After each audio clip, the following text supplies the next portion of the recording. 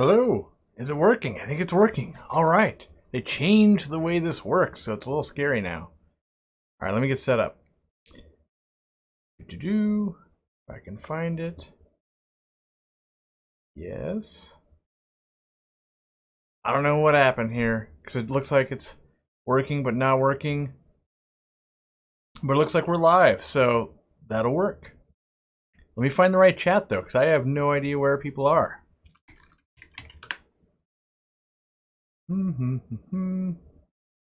Gotta find my own chat. There we go. Perfect. I don't know why it says where to buy aquarium plants online. That's not the title of this stream at all. But anyway, here we go. All right. So today I want to talk about the Ziss Bubble Filter Bio, and you know, it's a little weird phenomenon. So let me tell the story of it all. So the story would be, we see this filter in China.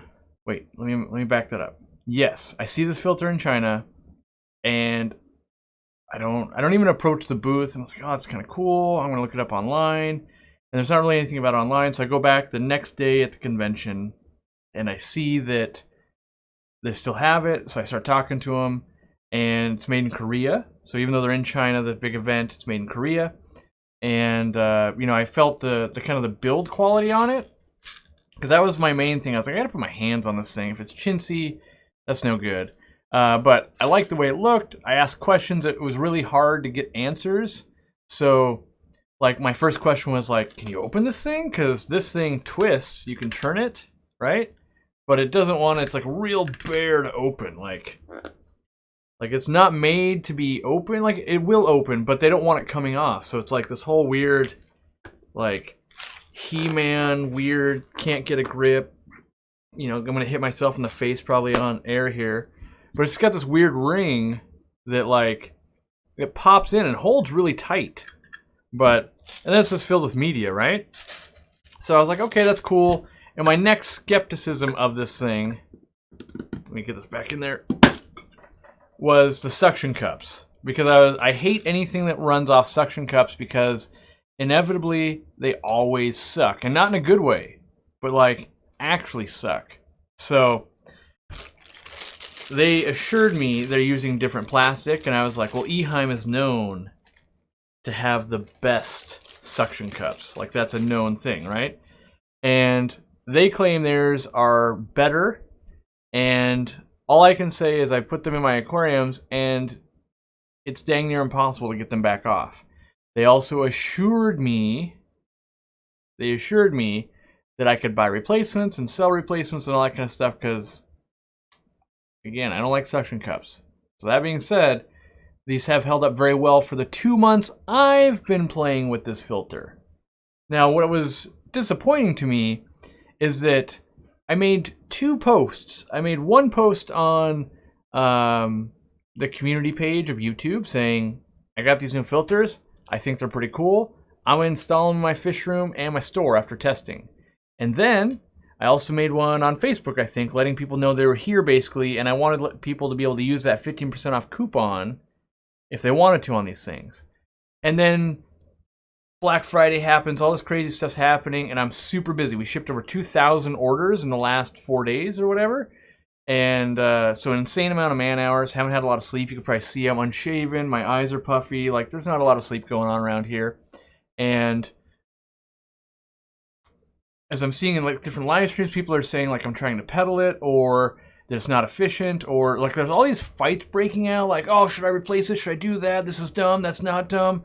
And the reality is, like, I was taken aback by how much people are projecting on what I've even said. Like, in public, I believe I've said about 2 things there, and then I answered a few different comments. Oh, I did post on Instagram as well, so that's a 3rd posting. So I did announce it into my you know, my thing. I have 2 streams going. That's amazing. I don't even know how you can do 2 streams at the same time. That takes skill. How do I shut it down, though? That's the important part, is how do I shut down a second stream? How can you even have 2 going? I wish I could turn the camera around and show you my screen right now so that you could see, like, it says that one's not running at all.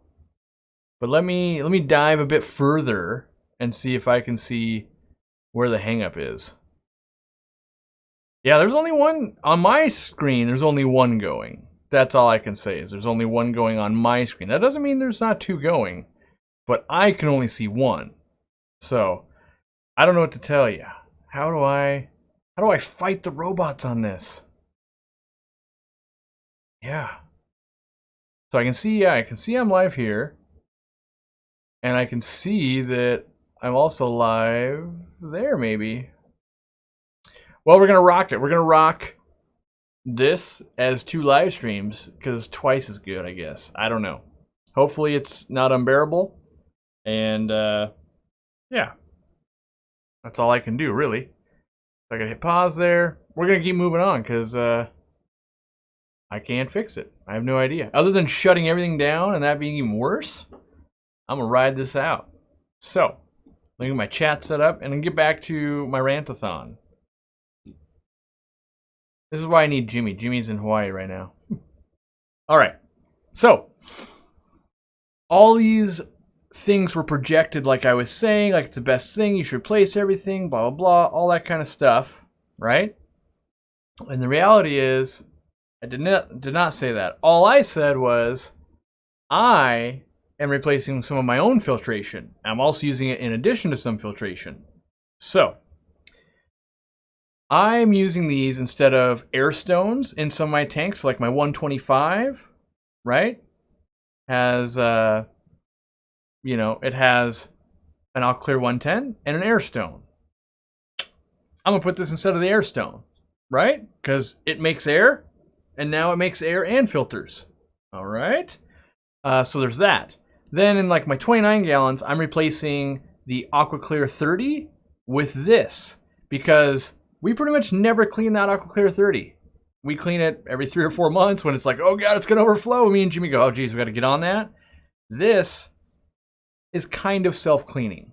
So that's why I'm replacing those ones. At the store, I don't need mechanical filtration because we're gravel vacuuming all the time. We're auto water changing. We're doing all that kind of stuff.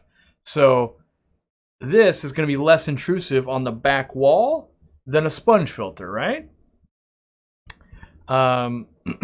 So people are asking, which chat can I see you on? I can see you on the one that says where to buy plants online, which this stream will not be touching on that, but that was a default thing from way long time ago. Moving on. So anyway, what I want to stress is I've been using fluidized beds like this for a very long time. Now, okay, I don't want to say very long time, but at least 5 years on YouTube, and then a couple of years before I was ever on YouTube. So maybe we're at 7 years now. You know, I'm not like saying I'm the first person to ever use it, nothing like that, but I've got, you know, got my hands wet using it, okay? And I've been through a lot, and I'm going to do a whole video on this to kind of like condense this down into something and give you my real thoughts about it, but I've used the 2-liter pop bottle ones. I've showed you guys how to make that. I've used them so long in the pond, they actually wore through the pop bottle. That's how I knew how thick of plastic was really important, because when you grind this media together for years and years and years and years, eventually it wears through, right? So yeah, I don't think that it is crazy more efficient or crazy less efficient than any other filter. And as I'm known for analogies, I'm going to use that one here. I'm going to use one now for this. Let's assume that filtration is a tool for us to keep live fish in our aquarium, right? Makes sense.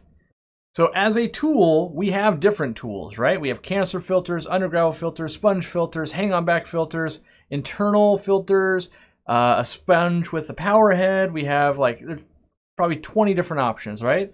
This is option number 21, and everyone's got favorites and that type of thing. So let's assume that a sponge filter, right, is a flathead screwdriver for your toolbox, flathead screwdriver.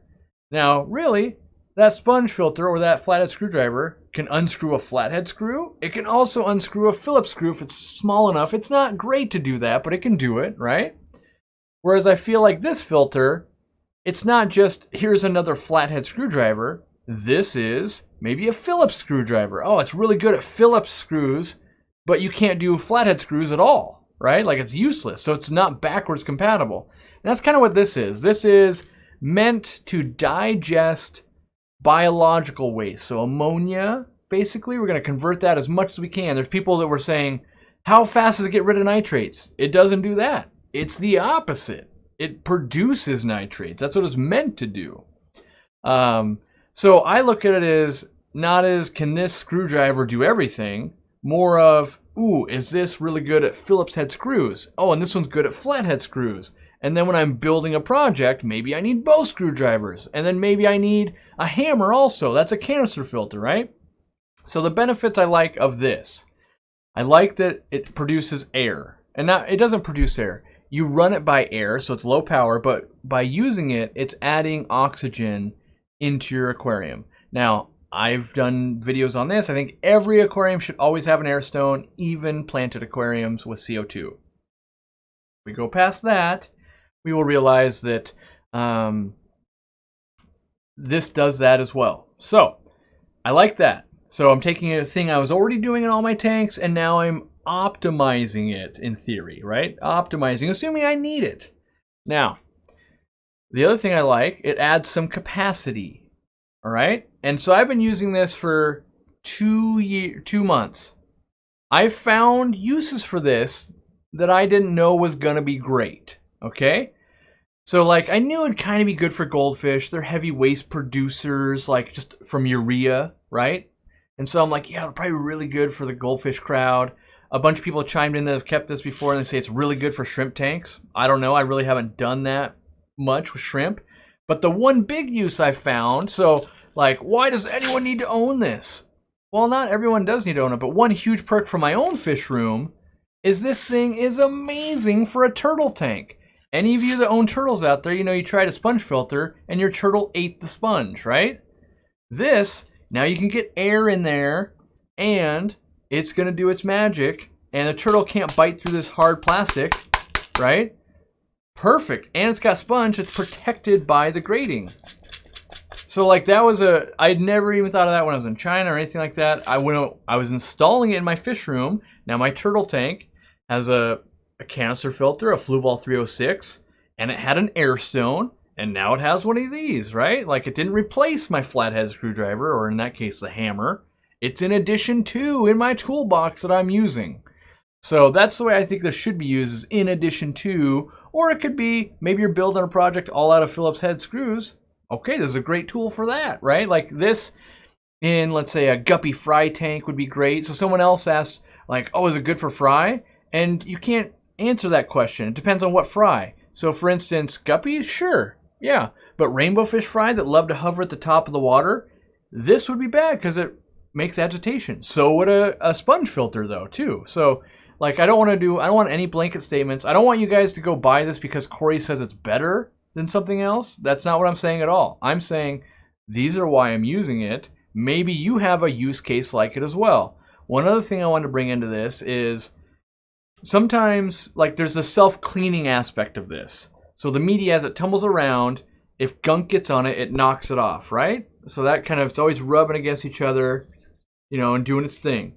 Kind of promotes hardier bacteria because we're putting lots of air through here. The water inside this chamber will be rich in oxygen, which helps us grow one of the best types of bacteria, right?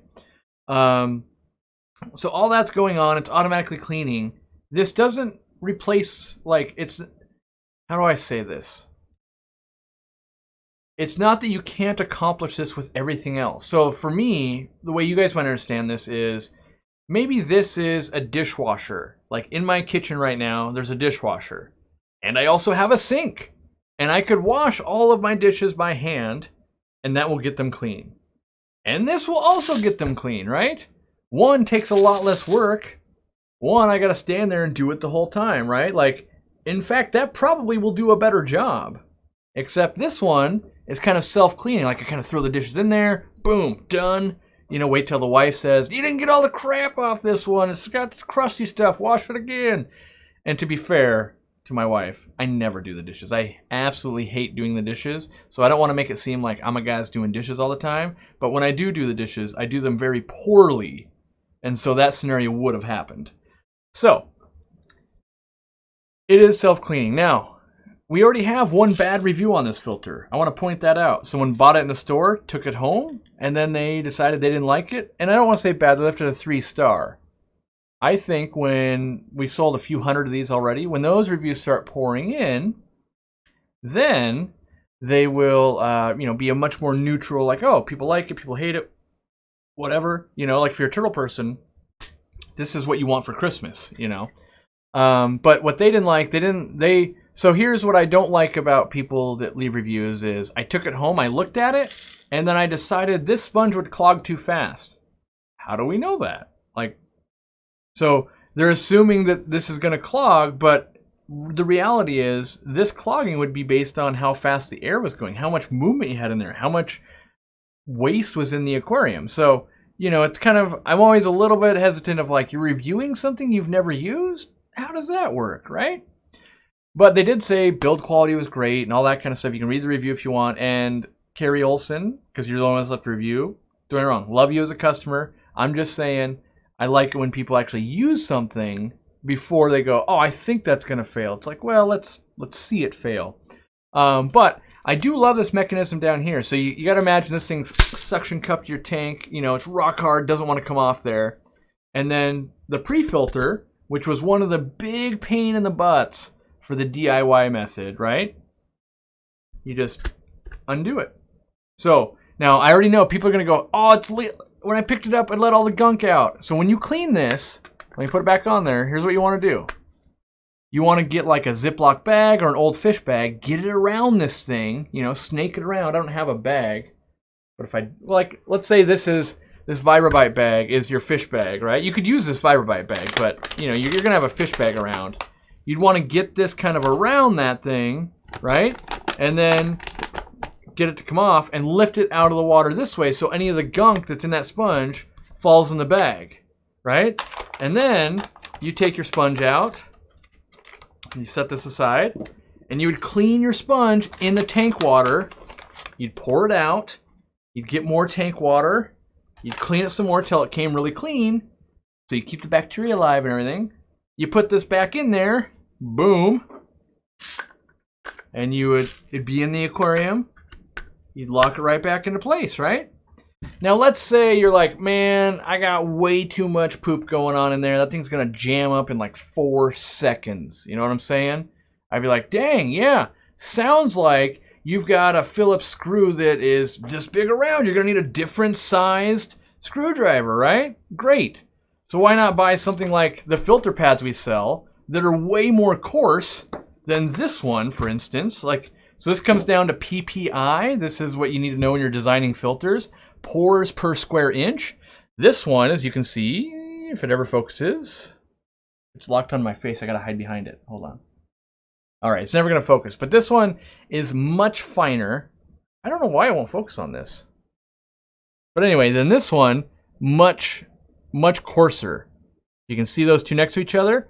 So let's say you were like, this thing's gonna clog. It's not self-cleaning. Great. How about we just buy one of these? I think they're like $5 or $6, and you could retrofit what, 8 of these things, and with more coarser foam if you needed to do that. Now, while I got this thing open, let me show you another feature I liked about this. This little bullseye thing right here. What is this, you ask? This is basically an air stone or an air diffuser, right? So the air travels down. We put the air in here.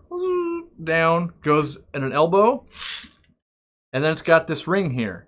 And it's kind of like if you ever used a jet lifter from SwissTropicals.com or anything like that, where it's very fine bubbles from the plastic that are basically made to never clog. Now, that being said, I have not used this in a very hard water aquarium because I don't have hard water. Maybe after 3-4 years, oh, I got mineral deposits and you got to soak this thing in vinegar or something. I don't have that problem. I can attest to that long term. I've also only used it 2 months. But typically, these never clog either. So this filter has basically been designed to be the least amount of maintenance possible in a filter. Now I want to address the capacity, right? So, what is the capacity? No idea. What's the capacity of any other filter? No idea, right? Half of what the problem is a 50-gallon aquarium that's fully planted with 100 cardinal tetras is way different than a 50-gallon tank with an Oscar, right? The same 2 tanks, let's say you clean them every month, all right? That's a certain load. You clean them every 3 months, that's a certain load, right? So one of the things is, if this did get clogged, let's say this got so clogged that it could no longer let water through, this would be rendered useless, right? What happens in your hang-on back filter, like on AquaClear, when that sponge gets so clogged water can't get through? It's rendered useless, right? What about let's say, undergravel filter where the substrate is so clogged water can't get through? It no longer makes nitrates. In fact, it consumes nitrates then.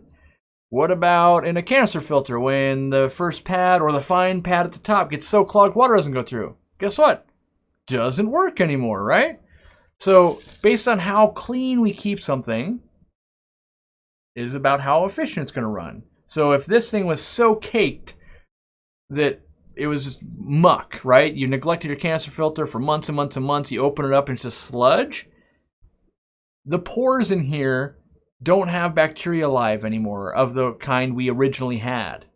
You go and you clean it, you get it all clean again, then it has to regrow back in there. Same thing's going on here, but at least here, this part in here is self-cleaning, and we're just servicing this sponge in an easy way, right?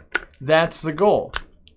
It's as simple as that. So, should you get rid of all your other filtration and buy these? No. Is this maybe another tool to add to your toolbox? I think so. I think it is for me. Is it great for a guy that's running a fish store or a fish room? Probably. You know, like Dean, he runs a fish room. He ordered 3 the minute he saw them. He just wants to try them out. He's not saying they're the best. He wants to try them. And if you're like me, I like to try stuff. Now, this build quality is really nice. Suction cups. It also comes with my favorite air valves. We also carry these. And it's just a high quality. So overall, high quality. Someone said the price is too expensive. I completely agree. You know, it's made in Korea. That's going to cost us more money. And when someone in China starts making it, I fully believe the price will come down. I also fully believe that the build quality of it will go down, right? And then maybe they don't get the exact science right on the plastic. So, like in traditional K1, it would sit at the top, and then after like a day, it'd start moving, right? And then like by, you know, a week, then it'd kind of be moving. You could be like, okay, it's starting to really do something. This is more like 8 hours. It starts moving right away. 8 hours, it's fluidized. And then after about a day or two, you can really turn the air down. Now, that was like Steenfoth's comment was like, these things are loud. Because he put it in his fish room and you watch the video, he's got it cranked. Like the air's just coming out and the water's coming out. Like, yes, if you like really agitate, it's going to be loud, right? Like the more you're moving stuff around, that's going to be loud. Now the water's going to insulate that sound, but if you just start moving it slower in a motion that's fluid, it is not loud. It's not silent because we're still moving air through there. Like also, if you own a sponge filter, you know if that thing is cranked and it's just boiling, that's way louder than if you have it turned down to a moderate flow. You also know that if you put an air stone in there, that quiets it down even more, right? So I'm just trying to get you guys all prepared for what you might be in for. Like, oh, it's super loud. Like, well, turn it down. You know, that's no different than a canister filter. A canister filter right below the water level, pretty quiet. You get that thing half an inch above the water, and all of a sudden, someone in your house is yelling at you to fix that aquarium. It's so loud, right? We've all been there. Same thing with a hang-on back. The minute it gets below that line, all of a sudden it's loud and people can't hear the TV. Like everything's got a sweet spot. And when we learn how to use them, then it works, right? Most people just don't know how to use these yet because they've never used one. And you've used a hang-on back, you've used a canister, you've used a sponge filter. You know, we got to learn about items. So I don't even remember what the other stream was called, but basically like, is the hype real? No, the hype is not real. I did not hype this thing. Like, it was not my goal to get everyone just to buy one on hype. My only goal was to bring this item in because I have wanted one for so long. We had to build them ourselves. I looked into originally like 3-4 years ago. I wanted the acrylic manufacturer that makes my 800 gallon. I was asking him, how could we make, so my idea was black acrylic all the way around, right? So completely black, right? Like a black, let's say a 3 or 4 inch diameter tube. And then I needed like a slit in it to be clear because people would want to see that it's still moving in there. If you couldn't see in, you'd be like, I don't even know if it's doing anything, right? And it came back where like to have them made was going to be like over $100 each. And I'm like, well, that just ain't going to be able to work. So we dropped that project. But, you know, this is, you know, not a good thing when it's super expensive. This one, on the other hand, I think it's a great compromise. At $30 retail, not so bad. Way cheaper than I could ever make it. Some people go, I don't like the color.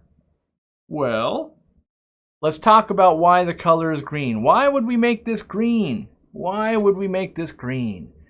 Because when you shine light onto things, typically we grow algae, either brown or green algae.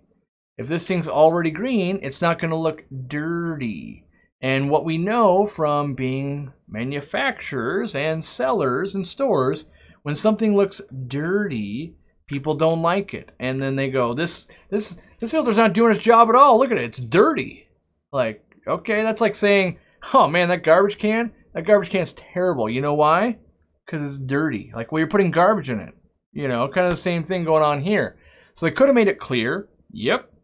They could have made it black. Yep, except you'd see nothing, and then you don't even know if it's working. I think this dark green is about the perfect thing. Plus, I'd be lying if me and a bunch of people that see my fish room don't kind of stare at these and go, it's kind of like a lava lamp. It's kind of just fun to watch, you know? So I think there's that element to it too. But, you know, Fluval listened to people. People didn't like the black and the gray tubing and do all that. So then they switched to clear. Guess what? Everyone hates the clear tubing now because it shows all the algae and gunk that builds up inside the tubes. Like, you can't win. So I think they went with the right color with green. Green and black blends in pretty well. You know, I don't think that's too bad at all. So, yeah. So people are asking what size aquarium for these. In my opinion, what I would be using them for is I use them for like a 20 tall to like maybe a 40 breeder, depending on what the 40 breeder is doing. Like, not like I've overloaded it with fancy goldfish 40 breeder, but like, oh, I'm breeding guppies and I'm doing some things. Like, yeah, 40 breeder, planted aquarium, no doubt this will work, right? Yes. Now, I don't know because I haven't tested it. Like, I don't know if it would handle a whole 55. So when I get to a 55, for sure, like even if I put this in the center, I know it's not enough flow to get good flow in that aquarium. So that's where I go. You have to go to at least 2 devices, in my opinion, at 55. And my advice would be, you know, so you imagine we got this toolbox again. Is Corey going to recommend you go buy 2 Phillips screwdrivers? No. I would tell you, like, go get 2 different tools. Like, oh, I've got a crescent wrench and a Phillips screwdriver now. I can fix more things than if I had any 2 of the same, right? So that's what I feel like. And kind of 40 and up, I think like maybe a hang-on back in this, a sponge filter in this. I don't know about an under gravel in this. I feel like an under gravel, you're kind of just like set because it grows proportionally to how big it is. Canister filter in this, yeah. What I really like is that it adds the air and it's relatively easy to clean like that. And I don't know if you guys see it, but it's thick plastic and it's really notched in well. Like, of course it won't. We changed it because it was focusing too fast. There you go. Yeah, those notches. But it locks in well. And I think it's going to do well in shipping and all that kind of stuff. So that is the anti/hype train. This thing is amazing for the people that need that Phillips screwdriver, right? Like, if you need that tool, this thing is amazing. If you don't need tools, this thing is useless, right? So for the people that will utilize this, awesome. For the people that won't, dumb. And that's where all the controversy is going to come. Like, is it worth it? Isn't it worth it? Like, I don't know, depends. Do you use a screwdriver every day? Well, then yeah, you'll pay any amount of money for the right screwdriver. If you never use one, then you wouldn't pay anything, right? So I think there'll be lots of knockoffs that come off. I think, you know, and this can be improved upon, by the way. Like, I don't know how yet, but maybe I know they're trying to make one that's smaller. So this thing's like 10 inches tall. So it's too tall for like a 20 long in the US market. And keep in mind, this was never developed for the US market. This was developed for the world market. So 10 gallons and 20 longs. This is kind of too tall. You'd almost have to have it like sitting on the ground, right? Because those tanks are going to be 12 inches tall. And you'd have like a very little bit of play. But that might be strategic in the fact that if you were raising baby plecos and you had the sponge like right on the bottom to suck up that poop and kind of collect it for you, and you were just servicing that every few days, right? Or if you had, let's say, Daphnia in the tank that you're feeding, you know, and it's a small tank full of pipefish, like we did that 10-gallon tank, and you know, Daphnia typically don't go straight to the bottom, so by putting the intake all the way against the bottom, you might help yourself there too. So there's some, you know, there's some workarounds there, and again, the right tool for the right job makes a ton of sense. When, you know, when you're using a bread knife as a flathead screwdriver, it'll do that job, but it's clearly not as good at it, right? And that's all I'm trying to express there. So, and don't put words in my mouth, people. Like, let me, if I'm gonna hype train something, I'll hype train it like this. This is the hype train. My hype train is, let's be very open-minded about it, that type of thing. There is a video that's gonna come out. Hopefully there's going to be a collaboration that goes on there, because I wanted someone to play devil's advocate, because I realize when I'm the first person to bring this to the US market. When I bring it in, inherently people will say, well, of course you like it, you're selling it, right? And you know, that brings a negative connotation. So I want someone else to play like devil's advocate and go like, well, okay, here's what I don't like about it, or you know, like, oh, maybe like this edge right here, I just felt it. It's not completely perfect. You know, like maybe they hate that. So we'll see. So Dean says, I like the build quality, green and black color, strong suckers, won't break like a cheap one will, and the price not bad at all. Yeah, I'd love to see what Dean thinks. You know, and here's the thing. Here's the ultimate test. If in 3 months Dean still has them in his fish room, then he actually likes them. If I do a fish room tour and they're not there, then you'll know he doesn't like them, right? Kind of the same thing for me. You'll watch them in my stores. If I get rid of them, clearly I don't like them, right? And I'm a guy that's willing to change to what I like, what makes the employees' lives easier, all that kind of stuff. So, yeah.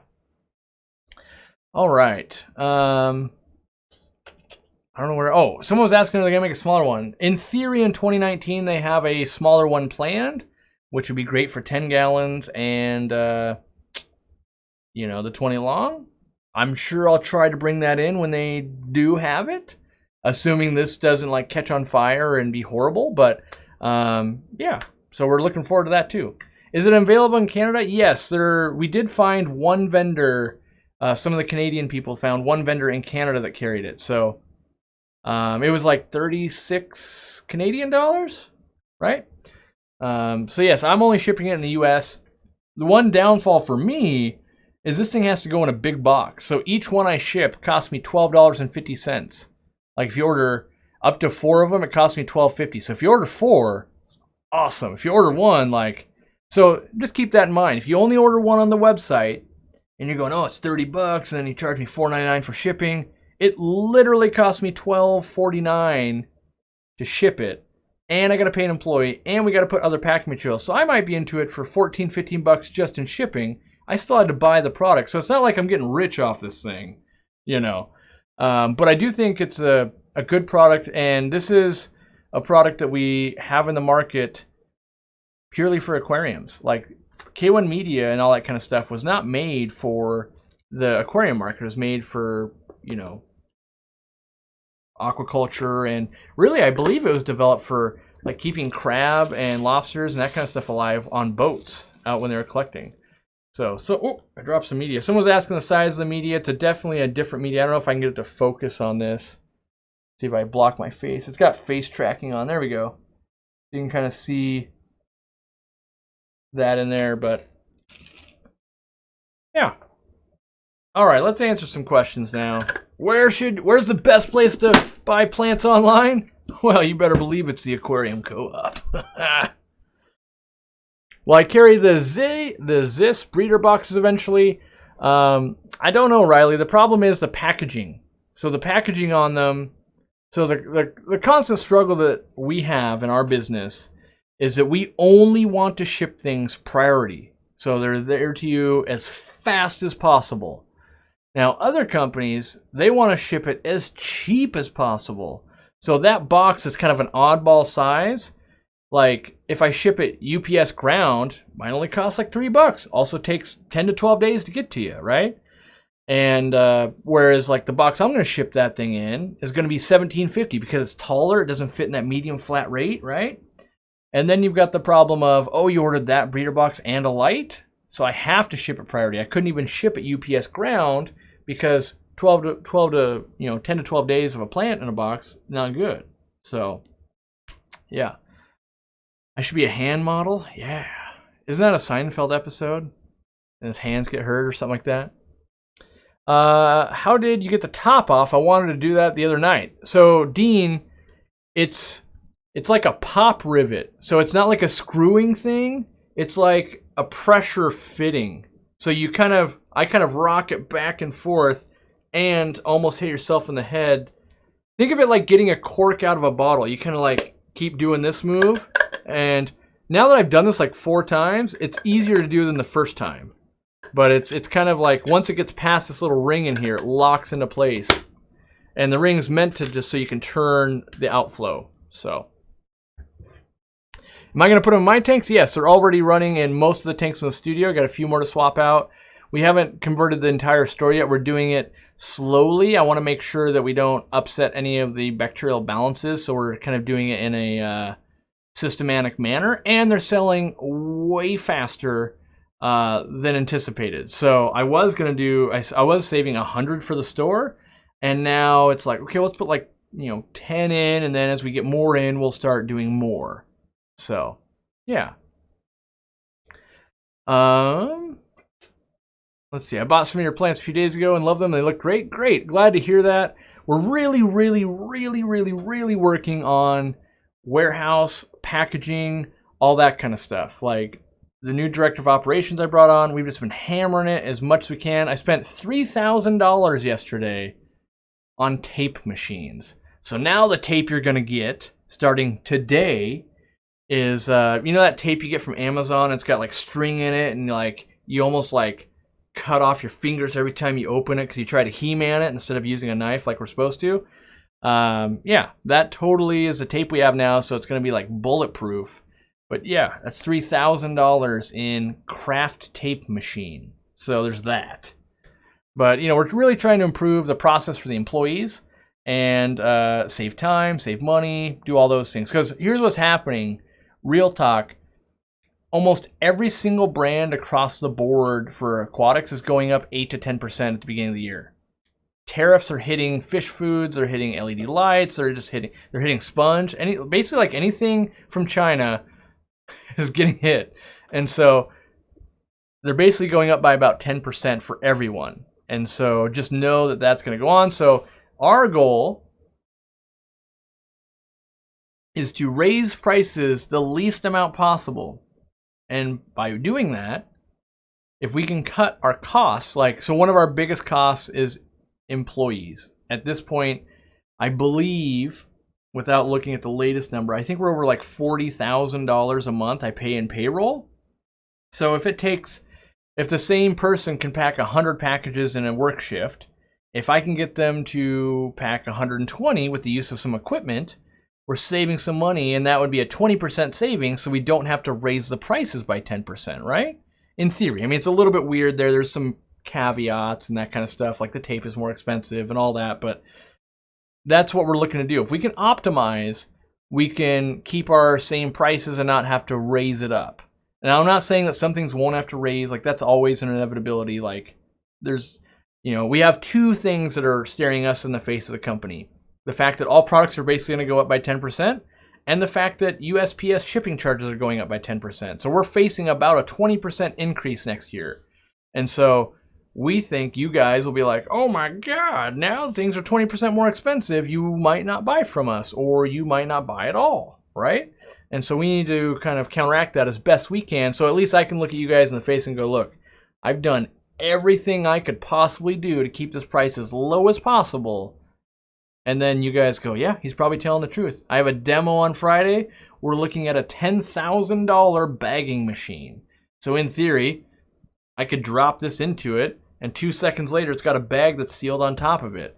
That's because we have to seal every single liquid we ship out. We have to seal every plant. So that's a real repetitious job and that type of thing. Or if we can speed that up, again, over the course of a year, we'll recoup that $10,000. But if it doesn't work, that's where we're getting a demo. If it doesn't do what we need to do, we're just wasting $10,000, and then that really hurts us. Chris Beichler says, how tolerant are Daphne? I'm setting up a 15-gallon tub with with a plant light and a ton of floating plants, and it's now loaded with algae. My tests are showing 20 parts per million ammonia where they survive and reproduce.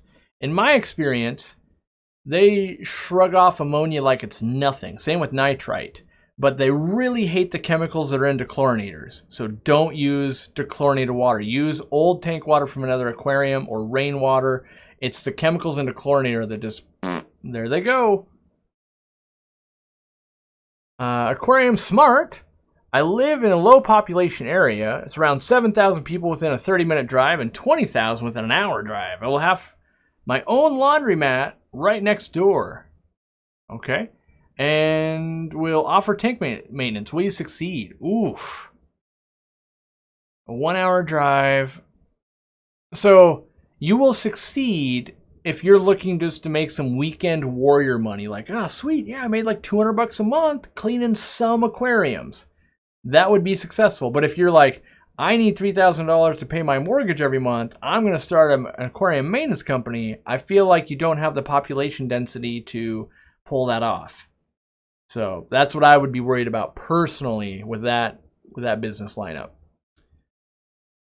Naked reptiles and aquatics. My friends and I were at the co-op last night and got lots of cool fish and plants. Appreciate the kind staff you have. A local spot we have to go, or we'd love to go. Was I there last night? What time did I leave? I was in the warehouse.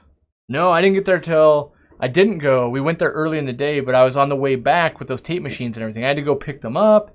Way down south in Algona. But thank you.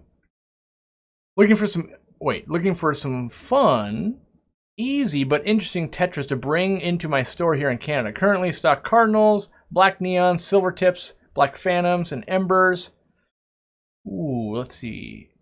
You got the silver tips. What is fun and easy? My recommendation would be the brown-tailed pencilfish, Equos. They're cheap. You can retail them out.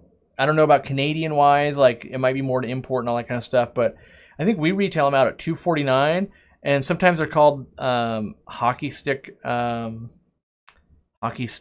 pencilfish. Like they're the ones with the noses always up, so it's kind of a cool, unique thing, pretty hardy and cheap, so you can bring in 40, 50 of them at a time, so they can kind of school up and look cool, and just feed them real small foods. I think that'll do well for you. They've always been a good seller in our store, and keep them up above. So whatever your top tanks are, keep them there. And people are like, what are they doing? And then you get to explain their behavior and how they stay up there and how they're pencil fish and all that fun stuff.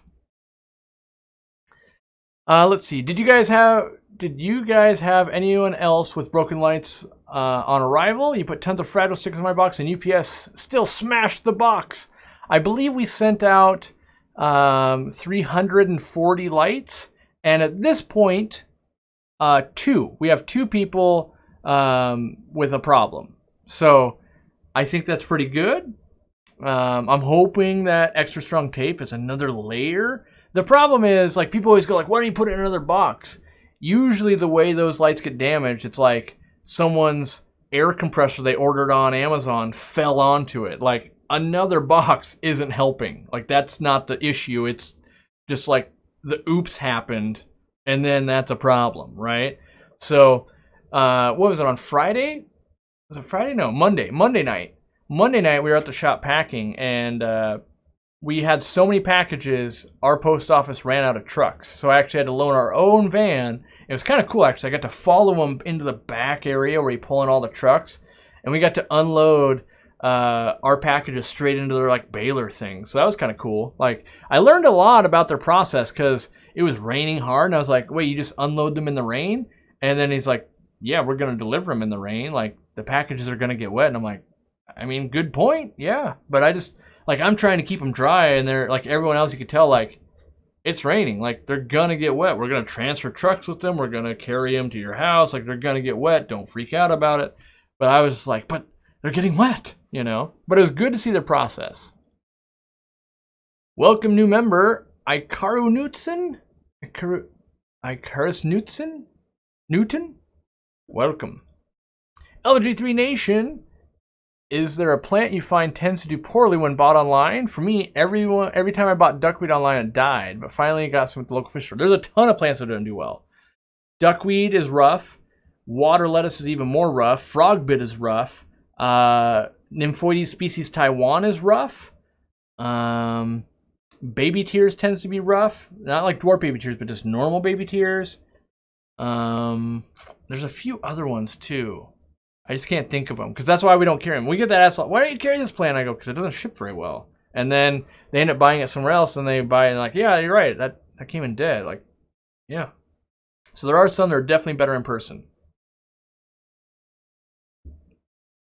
All right. I meant to say I will have a fish store next to the laundromat. Oh, well, that changes way differently. So here's what I see happen. I'm one of the few people that have run a maintenance business and I own a fish store. Except when I owned a fish store, I never did maintenance. Most fish stores offer maintenance and they do that. What happens is that ends up being the thing that makes them money and also the thing that makes it so their fish store will never be successful for most people. Because they're going to cherry pick fish for their customers. Oh, you're willing to pay me how much if I come in at 1 o'clock on a Wednesday? Well, let me change my retail hours so I can make that happen. And then you're running a little bit late. You got stuck in traffic. Like the stores that have maintenance and they run the store, they're just always half open. That's what happens to those people. And they're always like, oh, well, the maintenance account needed all this, so I took all the wood so we could set it up. And then someone comes in the store and then it's not for sale. Like it's a bad scenario. So my advice to you would be try and make it without maintenance. And you have a small population, you might have to do it, but just do not compromise. The problem is I watch a small store, they're doing maintenance, they go do that for 2 hours, then they got to work a retail store for 8 hours, then there's like another hour of stuff they should do after that, and they haven't even started the accounting aspect yet. So it's like adding those 2 hours at the beginning of a day really puts a strain on that business. So I'm not sure it's worth the money. All right, let's see here. Got a new member. My brain doesn't work. Adrian Banta? Adrian. Yeah, it's got to be Adrian. Man. Bernhardt Geiger. I have a pH of 8.3. What is the natural way to lower it to 6 to 7 pH? You want to use acidification through the production of nitrates. So basically, the longer your tank runs and the more nitrates it makes without changing water, it's going to create small amounts of acids. And that will, old tank syndrome will happen and your pH will slowly go down. When it gets to where you want to be, then start doing small water changes. And you just want to kind of do this move over and over again. So it just rides that little wave where you want to stay. Greg Bean, will this filter work in a 125 gallon with an FX6 on the opposite end of discharge, mainly as an aerator? Yes. So we installed one on Murphy's tank where I've got them on my 125s. Yes, they're kind of like, oh man, I'm adding an air stone that also adds biological filtration. Someone asked if they could run on a big tank. Yes. Can you run in a sump? Yes. You can. It still has all the perfectly good benefits. You know, it's kind of like asking, could I run a filter this big on my 500 gallon tank? Yes. Will it do any harm? No. It just also isn't adequate. Like you might, on a really, really big tank, one air stone is also not quite, right. So you might run a couple, so yeah. All right, we got new members all over the place. Nathaniel Hills, welcome to the team. Brian's Fish Tanks, posting it up. How you doing, Brian? He's a good guy. Check out his fish stream if you haven't. Brian of Scott's. He's got 3 pea puffers, Larry, Curly, and Mo. And I answered a question for him the other day in email. So I know I've been neglecting lots of stuff. Let me find some of those $2 super chats that I saw go through but don't pop up on my screen. Also, congrats on successful Black Friday. Yes, we made it through. We're alive. We're basically caught up. There was a few inventory snafus where, like, the count was off on a couple of Sarah Foods and like a couple of lights. So we've got all of those landing, and we'll be shipping them out. We gave people coupons and that kind of stuff. So yeah. Someone asked, can you run this thing sideways? I don't think so. You might be able to run it like this. I haven't done the testing, so I don't want to say like yes, and then you're like, that guy's a liar, right? But the goal is to get the media to do this, and I think you could turn it to its side a little bit, but this, I think the air is going to do this. Like it's going to come in and go bloop, and then slowly come back out, right? So that's not going to get that motion we're looking for. How many Corys can you put in a 20? Depends on the type of Cory. I would say 6 to 60. So that's the best affiliate thing I've seen all day. Aquapro says, did you know you can save 10% at Aquarium Co-op by using code AquaPros10 at checkout? Neither did I. Yes, so we have affiliates of the Aquarium Co-op. If you're a creator and you think you're a good candidate, you can approach us. But yes, everyone could use that AquaPros10 code. One time in your ordering career, you can save 10% on anything you want. And he gets credit for it. So not only do you get 10% off, he gets paid. But I made $10. So hopefully you're just buying stuff because you believe we're a good company. And, I believe Mike's a good guy. So. Oh, here's a hard question. Barbara Jackson, you think we'll go like Canada with erythromycin? I was talking with some chemical companies because I think I talked about this already. I'm thinking about having my own dechlorinator made, right? And I was inquiring about my own like bottling for meds and stuff because we sell a lot of meds and all that kind of stuff. And he goes, honestly, I think it's only a matter of time until the right law passes that will make it too difficult to be profitable on meds.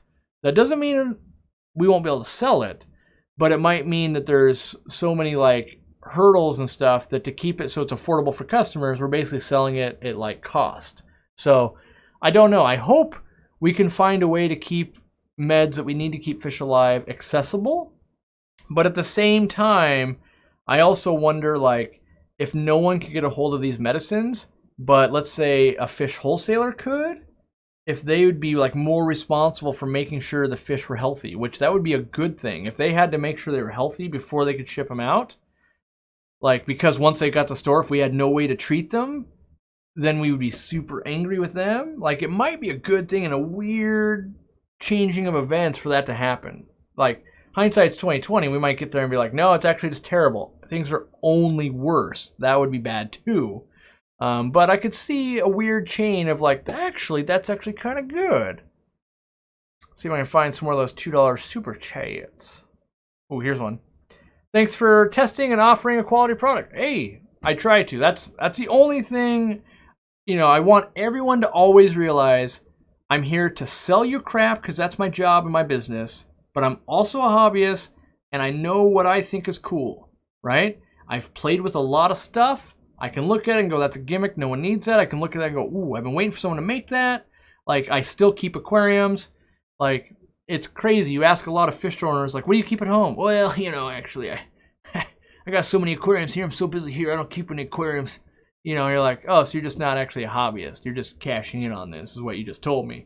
And same with PetSmarts, Petco's, that kind of stuff. You find people like, you manage the entire Petco and you just own one bird? Huh, no wonder your aquatic section is a train wreck right now. So, I keep aquariums because I like them. And also I know it's very imperative that I play with these products all the time and go, that's how you break that thing. I'm going to let that person know. All right. Wait, I had to make sure that's true. HR Puffin Stuff is someone's puffer name. I like it. Andrew Buchanan. How many pea puffers should I keep in a 56-gallon column planted tank with a canister filter? 56 divided by 3 is what? I don't know that answer. It's less than 20 because that would be 60 gallons. So it's roughly 19, maybe 18.1. That's how many I would roughly keep in a death tornado like that. MHOW9. Hey, Corey, can you remove the media? Thinking you could possibly use this for saltwater biomedia reactor. Yes, someone asked me that. And I failed to comment because I hadn't done any testing on it. And I don't want to... Like, I see the power of me just showing something, and then people are like, this thing's the best! This thing's terrible! Corey's full of it! Like, so I'm very careful in what I say. I have no idea how well this will work for turning it into a bioreactor with different types of media. But yes, you can remove the media, but at the top here, let me try and show you guys. It's got this kind of grading system up top, so you want to make sure the media couldn't get out of there. So like sometimes phosphate pellets and stuff, they could get trapped in there maybe. I don't exactly know. But yes, you could definitely dump out all the media. Like you could, yeah. There's also, you know, you could try this thing. Like, what if we filled this with sponge, and then it was just like maybe it's more attractive or something. I don't know. We could try some things. That's a good point, actually. Let's say you had this running, and then you like for whatever reason you really needed to put carbon. You could like take out all the media, put it in like a filter bag, and then put the carbon in here, or crush coral. That's a good idea too.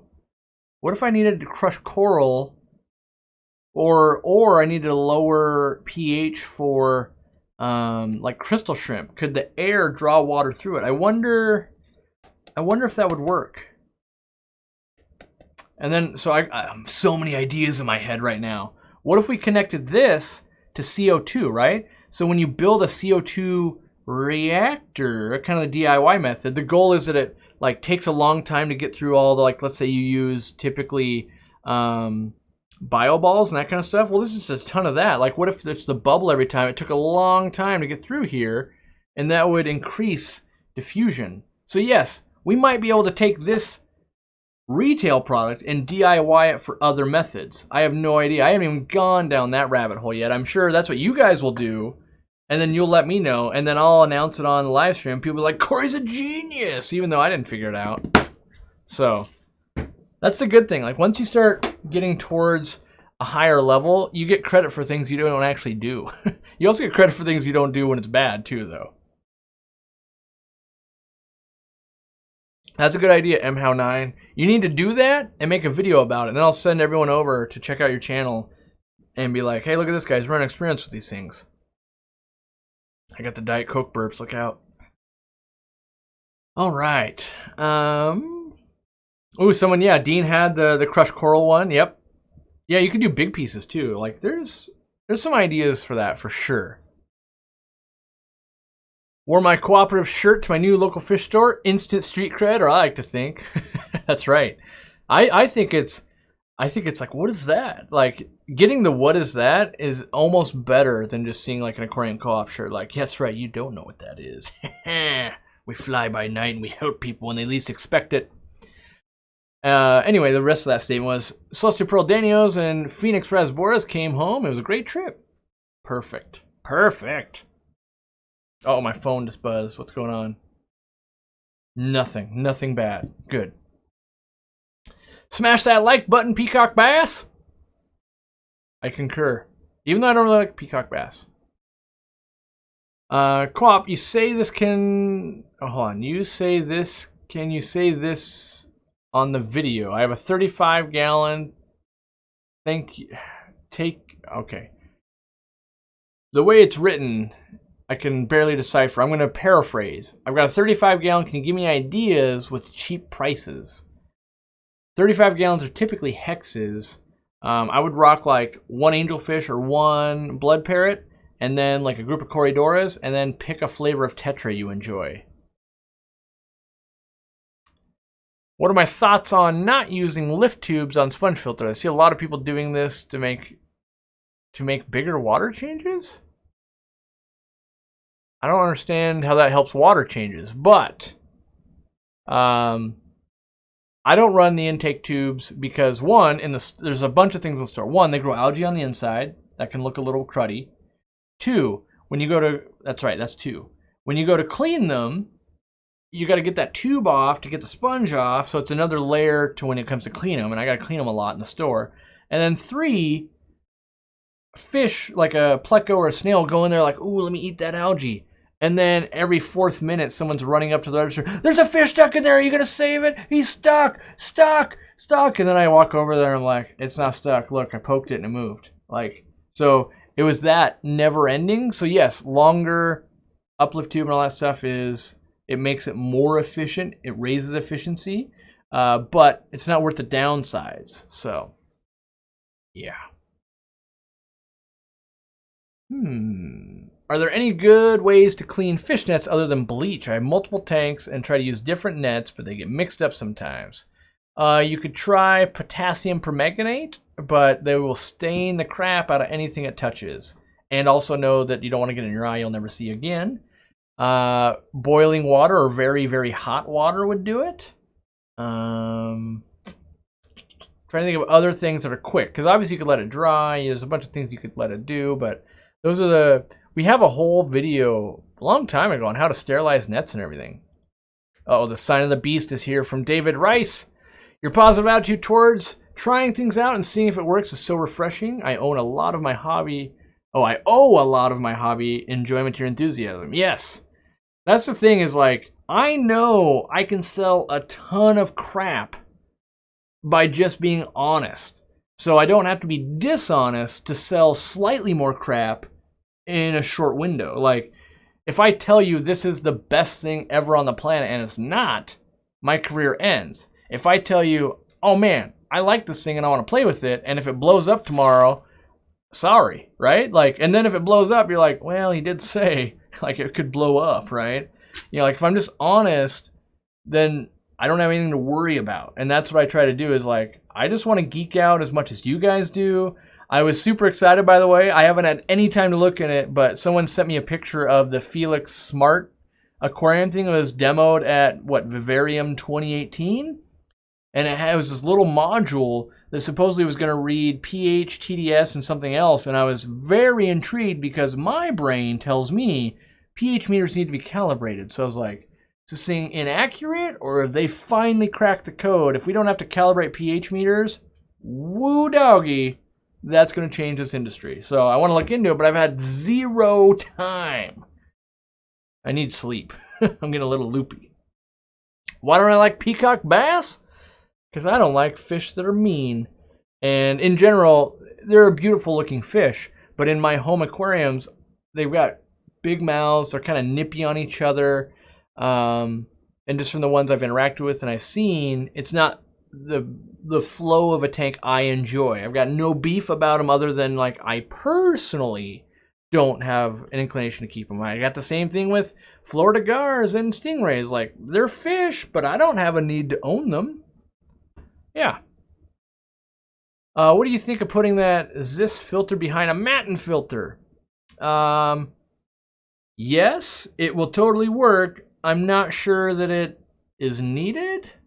So like the premise of a matten filter is to be a very large surface area with very slow flow so it doesn't collect any debris.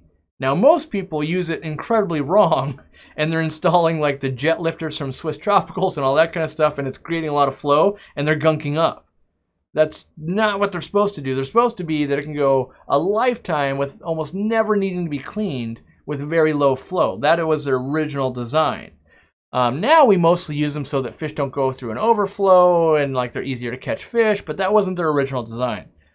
So in the traditional sense, this might be overkill in that, but if you're running it at a much higher flow, it's going to get more gunked up, then this might be beneficial to you, but you're already adding air and that type of thing. So I don't want to tell you like, yes, Corey said I should get one, and then someone that really knows how those works, like I do, we're going to go, that guy's just putting the hard sell on you, you know. But yes, most people probably could benefit from one of these behind that because they're running those not how they were traditionally designed. But hey, don't take my word for it.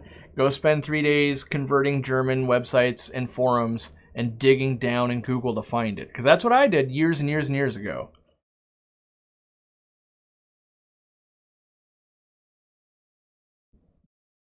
Because a lot of stuff gets lost in translation, by the way. Any experience keeping and breeding panda loaches? Definitely have kept them. Never bred them. And anyone that knows panda loaches, they know like they're the coolest looking fish on the planet until they get about that big, and then they're kind of drab of like, ooh, I bet those looked awesome before they turned into adults. But I've never bred them. I've had a customer that bred some, but I didn't even get to see any pictures or anything, so it'd mean mostly me be going like, yeah, Google that. How can you grow moss faster and better? That's a hard one. Like, obviously, pristine conditions, CO2 will grow at X amount. The fastest I ever grew it was in my wife's tank, 29-gallon tank, with a big old goldfish named Oblina that would just poop on that stuff and constantly preen it. And like, even though she would take small bites all the time, it grew insanely fast and made us so much like fish store credit money with that tank. I think about that tank all the time. That was one of the few tanks that was like pure bliss because we really enjoyed it. Made us a ton of like fish credit money and just was like. And I remember there was a food I want to get back. It was like Tetra lion head food. It looked like tiny little orange Cheetos. That food grew goldfish so well. The fat content in it was through the roof, but they discontinued it. I loved that food so much. I need to find like I haven't thought about this in probably 5 years. I need to find an old vial of that and then use any ounce of street cred I've managed to cobble up at this point, you know, like the floor sweepings of street credit. Oh yes, I've got a little bit, like a pinch, you know. And then I want to get some manufacturers to make that because I really love that food. I grew a lot of African cichlids and all kinds of stuff with that. And the ingredient profile, you look at it and you go, you're just feeding garbage. But the proof in the pudding in my fish room, it was insane. And I had gotten that tip from another breeder. And you look at it, you read it, and you're just like, no. But I swear to you, if you were to try it, you'd be like, there's some magical fish crack in here going on. This is crazy. So, like, no goldfish person want to touch it. No person that loves Northfin would want to touch it. New Life Spectrum, they'd be like, you're just feeding garbage. For people that are looking for, like, you know, some back alley info of like, wait, that word on the street, that's the best. It was crazy good. But the problem was you can only buy it in these little jars like this big. It was meant for like beginning fancy goldfish keepers. So yeah, I gotta get that going somehow. Gotta find it again. All right. Let's see here. I should mention that, I suppose. We do have 25% off all of our decor on the website. See, I'm such a good salesman. I waited till an hour and 10 minutes to tell you guys what's on sale. I'm that good and I'm that passionate about selling crap. But if you do need rocks or wood or cholla wood or an aquarium co-op decoration, they are 25% off till the end of the month. And then we raise the price and we gouge you like we always do. And yeah, so, you know. With that being said, we've seen how much you guys have ordered. You probably don't have any money left. Like, we're all broke. Black Friday's over, bro. Oh, and the code is BFD ECORE 25. No, it's BF Decor 25. The Nutty Mechanic with a $10 super chat. He's got a new 40-gallon, and he plans to move his community into a 10-gallon. Hold on. My community from the 10-gallon. Okay, I've got a I've got a PB dwarf gourami, which has got to be blue gourami, platies, corridoras, Malaysian trumpet snails, red cherry shrimp. What do you recommend moving first to start cycling? Woo woo. All right, here's my advice. My advice is this: take the filtration you have on your 10-gallon. And move it to the 40-gallon. Then wait 3 minutes while you eat a taco. 3 minutes later, move all your fish. Then, eat another taco. Then, remember, what did Corey say? Corey said, don't feed those fish for 3 days. Then, on that 4th day, feed them like a third to half as much as you would have normally fed them. I don't know how much I normally fed them. Before you do all this then, feed them frozen food. Be like, oh, they eat 4 cubes. Okay. Day 4, here we are again. Give them 1 cube of food. And then day 2, nothing. And then day 3 after that, give them 2 cubes. Then day 4, nothing. Then day 5, 3 cubes. And what you're going to do is you're going to step up that bacteria all the way to the level it needs to be, because that filter could support that 10-gallon. In the 40-gallon, we're going to lose the bacteria that was on the glass walls and the substrate. So we're bringing over a good colony of bacteria, but it needs time to double.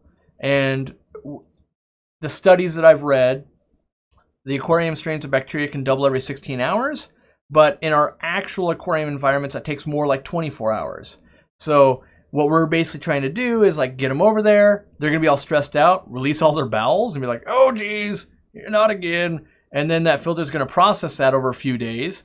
Then we're going to slowly bring food back, and it'll process that. We'll give it a day, and then 2 days later, we give it twice as much food. So that you see how each day we're like adding more food and letting the bacteria colony catch up? Because technically, if we don't feed fish at all, they don't produce any waste. Technically. They'll also starve to death. They also might get real angry with each other, and you might have that dwarf gourami chasing down something, like a shrimp, and then that dies, and that's causing ammonia. But that's the way I do that. You know, take that working filter, move it over, and then run the filter you're going to run, the 40-gallon. Let's say after like 2 or 3 weeks, move it back. Now you got a quarantine tank over here, right?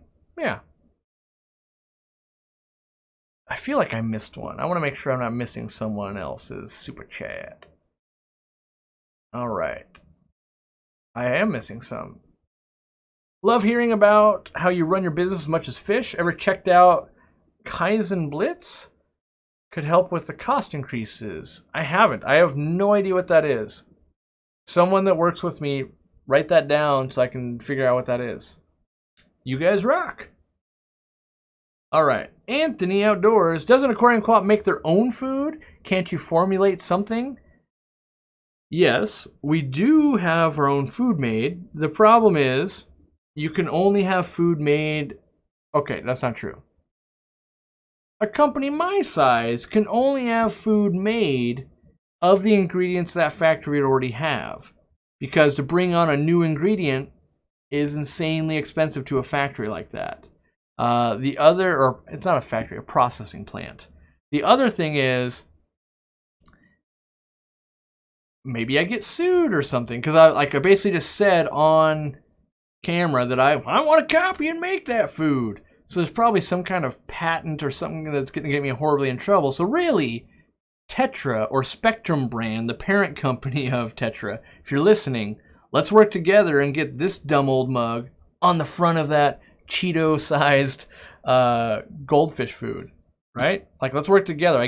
I guarantee you, I love that food that much. You put my dumb face on it, it will sell. I promise you that would happen because I love it that much. So yeah, that's why I don't just like recreate that, because you could get into real trouble doing something like that. Any alternatives for erythromycin here in Canada? This is the only thing I'm going to say. If I didn't have access to erythromycin, my best friend would be salt. That is my go-to. When erythromycin doesn't work, I go to salt.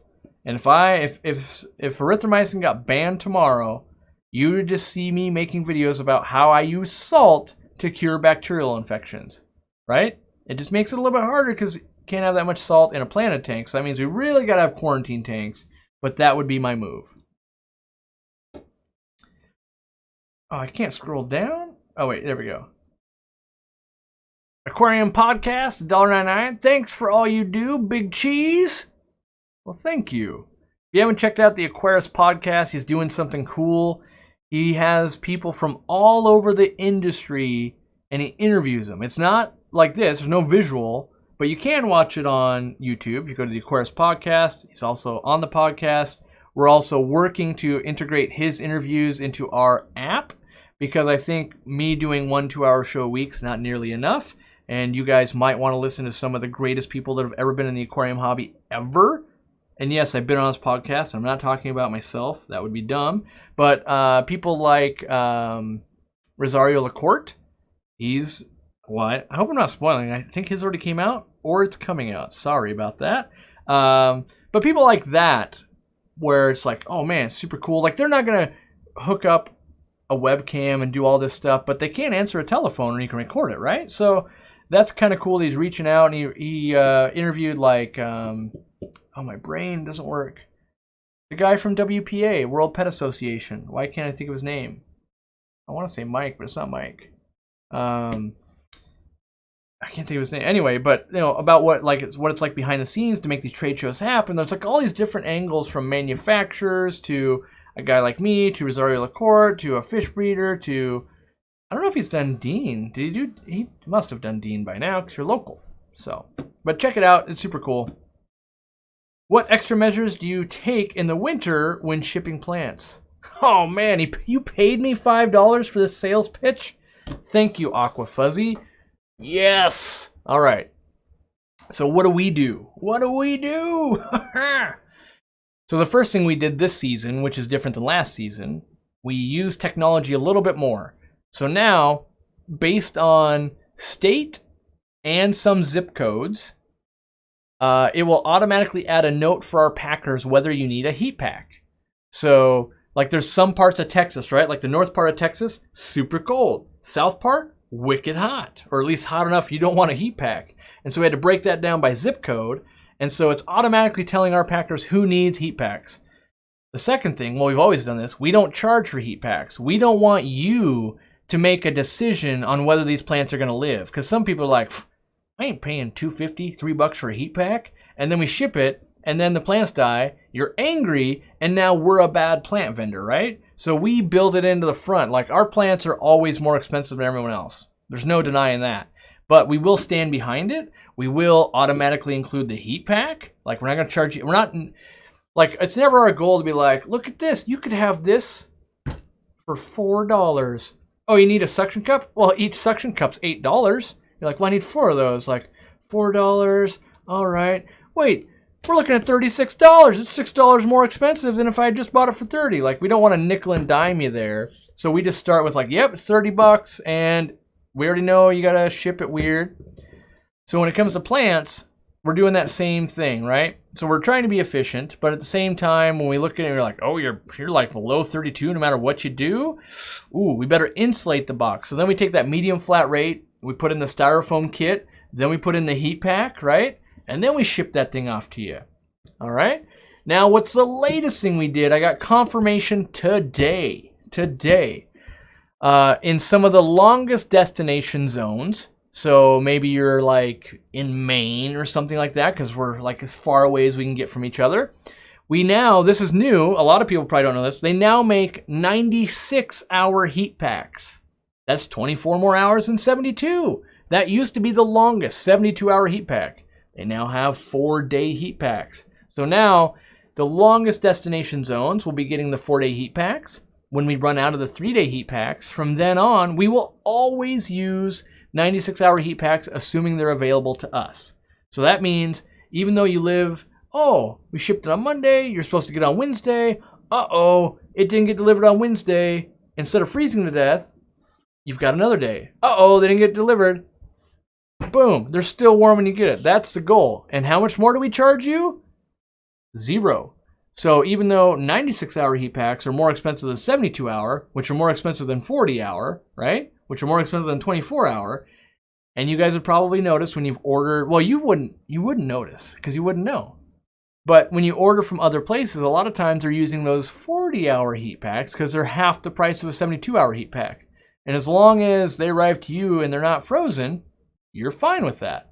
But we tend to build in the extra length. We want you, honestly, and every business wants this, whether they try hard enough to do it or not. We literally just want you to hand us your money, and we want to ship you the product you wanted. We want you to open it up and go, yes, I love this, put it in my aquarium. Oh, look, it's grown. Oh, look, all my friends think my aquarium's so cool. If we can do that, we just got to do it a billion times over and we make a lot of money, right? So we try not to cut corners to make more profit, right? And the new directive of operation, that kind of stuff, it's a hard thing to get beyond of like, I only care about how does the customer receive this package. Like, if we're losing money, we'll just stop selling it. But if it's a difference between I make $1 or I make $2, I'd rather make $1 and have 0% loss than have 10% loss and make $2. But from a financial standpoint, you're like, that doesn't make sense. But from that's what I want to do, it totally makes sense in my mind. So yes, that is what we do to ensure winter shipments. Now, winter shipping is the hardest of all shipping because there's way more packages in the mail right now. It's Black Friday, Cyber Monday. There's a billion packages. Things are going to get delayed. There's going to be things that no matter what we do, we can never forecast that, oh, it got stuck behind the mailman's seat and he lost it for a week. Or, oh, it fell off the back of the truck. Or, you know, that air compressor you bought landed on it and exploded the thing. Like, there's always stuff we can never control. We purely want to limit our exposure. We want to, same thing. I don't remember what I was talking about earlier, but I want to be able to look you guys in the face and go, look, I did everything on my end I could possibly do to prevent you being unhappy right now, right? That's always my goal. I've done everything I can do to try in a good faith make this work. Now you're unhappy. Now let's see what I can do to right this situation. And the fact that like, oh yeah, it came in and it was frozen or it was dead or it got crushed or whatever. I go, oh man, that sucks. Let's reship it, right? And there's sometimes when we will reship and we're not happy about it. Like, well, you let it sit in your mailbox for 3 days. Well, or the big one that's really been getting us lately. People keep shipping stuff to where they work, and then going, well, they're not open on the weekend, and it's like, okay, it got delayed a day. You wanted to land on Friday, and now it's Saturday. How is that our fault? Why couldn't we just ship it to your house? Like, oh, well, on Friday I wasn't going to be home. I didn't want to sit out. It's like, well, yeah, but now they're for sure going to die. Or like, that's not exactly our fault when we do a special thing. And in general, we ask you not to request special things because typically we won't do it.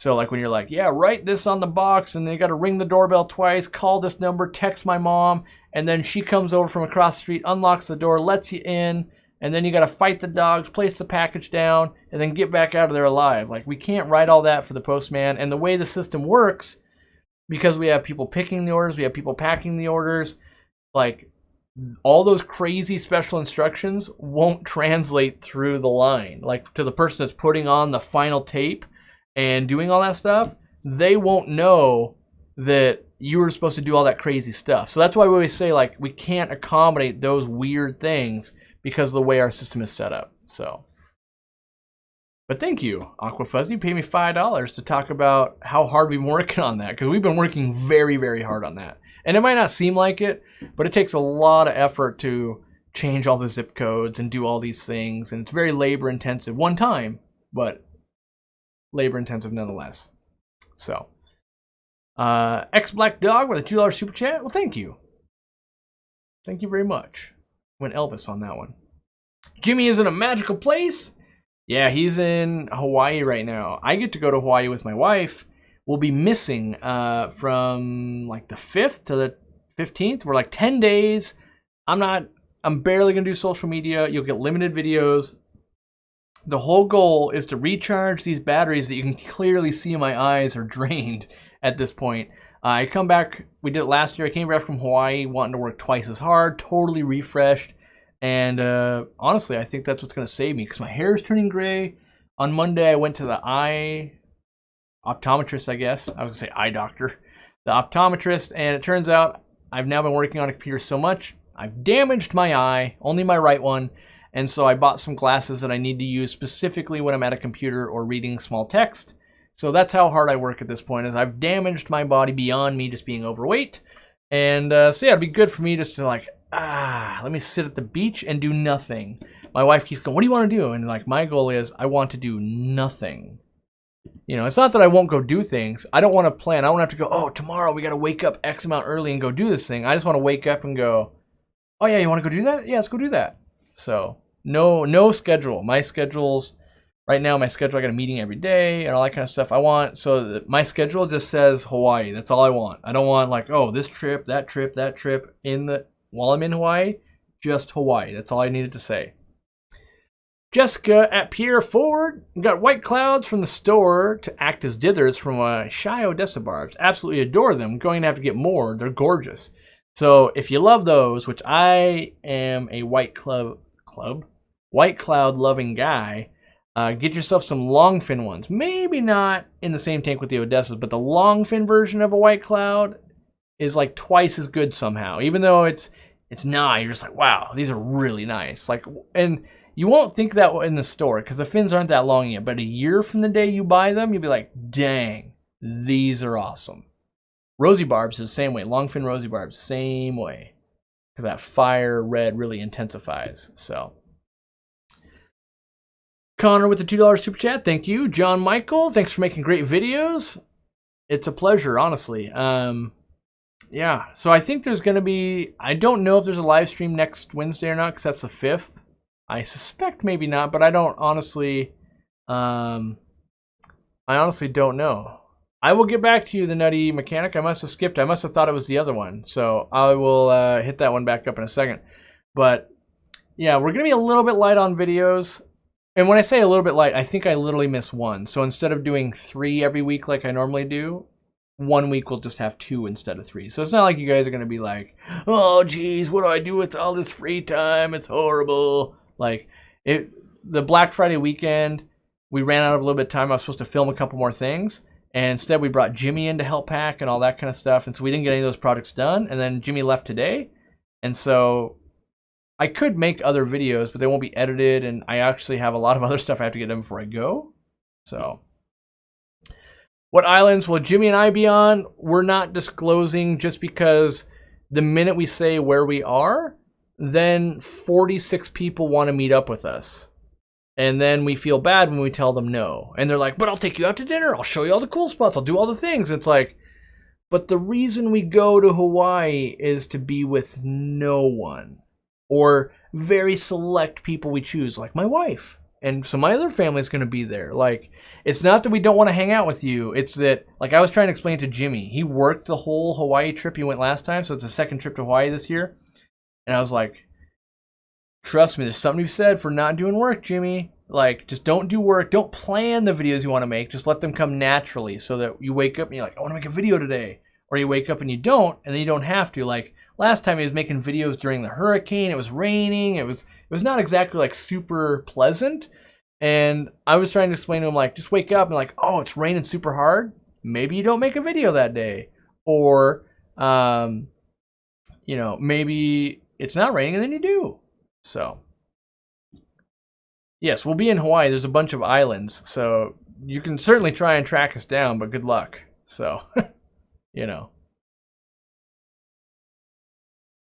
Because the reality is I'll probably live stream or take pictures and that kind of stuff. Like, there'll probably be cool, I'll see cool stuff and I'll snap a picture and I'll post it up on the community page or something like that. Maybe I still have my underwater footage from last year, and I never made a video because I know it won't do well, but maybe I'll put it out for the members or something. You know, like a little behind the scenes, like Corey swims with the turtles. What's the minimum tank size for tiger barbs? If only someone had done the tiger barb care guide. Who would have done that? Ooh, oh, that's right, I did do that. So we have a video on how to care for tiger barbs. I believe in that video I said the minimum was a 29-gallon tank. That is what I would say. If I said something else in the video, in the past, Corey's a liar. Current day Corey is saying what he thinks currently. So, all right. Yeah, or just sleep in. Yeah, I definitely, so my legit plan in Hawaii, and my wife's plan is different, so I don't get to do only my plan, and then my family's there, so, you know, it's a compromise between everyone. My plan is wake up, eat macaroni salad. So if you guys know my profile picture on, like, on Facebook and stuff, I got this, like, crazy smile, and I'm in Hawaii. I was eating macaroni salad at, like, 10 a.m., and then also I had, like, the Spam Loco Moco. And then we go to the beach for like 3 or 4 hours. We roll into town somewhere, all sandy and wet. Go get lunch, eat outside and dry. And then we head back to the hotel, shower. That's not a hotel. We get a little condo-y type of thingy. It's a studio condo. It's one room. But it's not a hotel. And then we roll out, or we hang around there for a little while, watch some bad TV. Then we go to dinner, and then we watch like movies. And you're like, wait, 10 days, not 10 good movies. Yeah, we watch crappy movies after the first few days, but that's kind of like the cycle I like because it doesn't let my brain work. So I'm like swimming, and I'm like, look at this thing in the water, right? So I'm doing that kind of stuff. That's super cool. I can't think about business. And, and then I kind of like I'm showering, and I got to do lunch, and then I got to watch a movie, same thing. So like my goal for those 10 days is to turn my brain off from business. It's very difficult for me to do because I'm a workaholic. So I have to make an active effort to not ruin my own vacation. And this sounds weird, but last year was the first time I had ever been on vacation that I enjoyed, right? So usually I'm so stressed out about work, and like there's not enough people running the shop. And even before that, when I worked for other people, there was not enough people running the shop when I went on vacation. Yeah. So, and I specifically remember one time I was on vacation, and my boss at the time got so pissed at me for some minuscule mistake that it ruined my vacation, the last 4 days of it, because I was afraid I was coming back to get fired. Like that ruined it. So it taught me a lesson to like, no matter what happens, never talk to your employees while they're on vacation unless they talk to you first. So if Jimmy's like, oh man, check out this thing, I want to talk to him. If I'm like, oh, Jimmy, did you upload that thumbnail for this video on release today?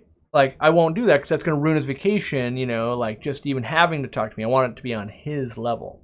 So, all right, the Nutty Mechanic, I went back, said, wow, great advice. I'll send some pictures. Now I'm going to have to go buy some Easy Green and some knickknacks because you're awesome. Long live the coop. I need to remember what the first, yes, the 40 breeder versus 10 gallon and the moving them over scenario. Yes. Don't forget those tacos, by the way. All right, let me catch back up here. CC Games, got that. Tips on helping rainbows color up. What are my tips? Keep the pH up a little bit. It's easy for that to drop, and they won't die, but they won't have as good a color. And then, good food, really. Jamie McDowell got fired on his honeymoon. That's brutal. I hope that turned into one of those crazy stories, like best thing that ever happened to me. But it turns out when I talk to those people, they're like, no, it actually just sucked. Like it's not like in a movie. Like that was actually just a horrible way to start a marriage. Like, oh, geez, yeah. But in the movies, like, oh, it's my honeymoon. Oh, I got fired, and the next day I won the lotto, and then I did things, But in real life, sometimes like, no, it's actually just horrible for the next 3 years. Like, oh, man, that sucks. Aquaholic Fish. Corey, any autocinkless feeding tips and preparation? Oof. I've got an article on the website about what they go through before you get it and the best thing you can do. But basically, get that tank as brown as you can with diatom algae, and that's your best bet. So, am I going to be at Aquashella in Dallas both days? Yes. Yes, I will. And maybe even a third day. I'm trying. What I want to do is I want to do like a talk for creators. So other YouTubers, Facebook people, all that kind of stuff. And the manufacturers, I want to get those people in the same room, and I want to figure out how we can work together. Like I've been able to work together with companies, but I want to make other people, like here's what people don't realize is everyone thinks everyone's trying to get rich on YouTube. They totally are. It's no different than me saying everyone in the world wants to be rich. That's true. People that go to work are trying to make money to make their lives better. People that are on YouTube are trying to make money to make their lives better, for the most part. I mean, there's probably some people that are trying to make people's lives worse or something. But in general, that's what they're trying to do. And so a lot of these channels are putting in an insane amount of work, especially the smaller the channel is. Because if I spend 40 hours, YouTube will pay me like $8,000 a month, right? And we invest in employees and we do stuff like that. But someone that has 100 subscribers, they can spend 40 hours and YouTube pays them 80 cents. And so I want to try to figure out how we can get, because some creators that are smaller are making crazy, crazy good content. Not everyone, and I don't want to say anyone's making bad content either, but not like they're doing way above their subscriber level, and they're the perfect marriage between a brand. Or you've got someone highly specialized doing X amount of like content on this thing. They should pair up with this company that sells that thing. It's a perfect marriage. And so trying to work those things out and making sure, you know, if I offer to pay people $7 to make a video about this, that doesn't help them. You know, that honestly doesn't help them. So why even offer it? So that's what I'm trying to do Friday night, is like, how can we make some kind of thing like that happen? Because most of the people that will fly into that event that are like a creator, hopefully we'll be flying in Friday night, and then we can go like, okay, I want to give you like a little spiel, a little talk or something, and you know, a pep talk of like, keep it up, YouTube's rough, 100 people a day say you're an idiot. I know, I've been there, I'm fat, my teeth suck, there's a bunch of things that are wrong with me, I get it, but every day I'm helping people, and that's why I'm here. So, you know, kind of give them the pep talk, realize it gets better the longer you go, easier it gets, that type of thing. So Kathleen White is a new member. Welcome. And someone said I missed their super chat, so I'm scrolling back trying to find it. As my disclaimer always goes, please know I will never knowingly skip your super chats. Got one from Lime Fish Boy for $5. Thank you. There it is. Wee2134 for $5. Your videos have taught me so much about this hobby. Thanks for taking time to personally answer questions and emails. As busy as you are, the coop rocks. Well, thank you much. John G, the filter pad and floss pads were a steal on your site. Probably gonna make my first plant purchase there soon also. Yeah, so those pads we have made in China. A lot of people ask me, why do I have stuff made in China instead of the US? The reality is the US doesn't have the infrastructure to make a lot of these things. And the other reality is I don't have enough money to build that infrastructure. So that's that. You know, it's like I don't have the money to put the plant together that can process that. Let's say those pads. And no one else is doing it already. So that's why. Yeah, that's the honest truth right there. Yeah. But yeah, our pads are cheap because I cut out the middleman. So I can say this. I can't say who has their pads made at the same factory mine are made, but I'll say any major brand of pads that you would be buying are made at the exact same factory my pads are being made. And when I cut out the middlemen there, I get to sell them cheaper. So that's why I do that. Obviously it takes more work. I got to fly to China. I got to do all these things. But yes, that's one of the ways I can stay competitive. Unfortunately, all those prices on pads went up 25% because of the tariff. So all the pad prices are going to raise, but I think I can hold mine down a bit more. And I got to have products made like this. This thing, like, mark my words, okay?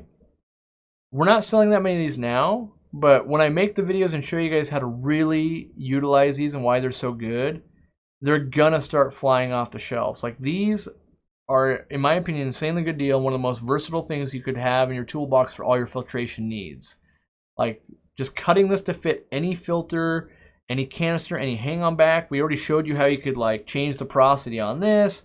Like, there's so many things you can do with this. I'm excited. I just haven't done it yet. Super chats are stacking up. Stack on stacks.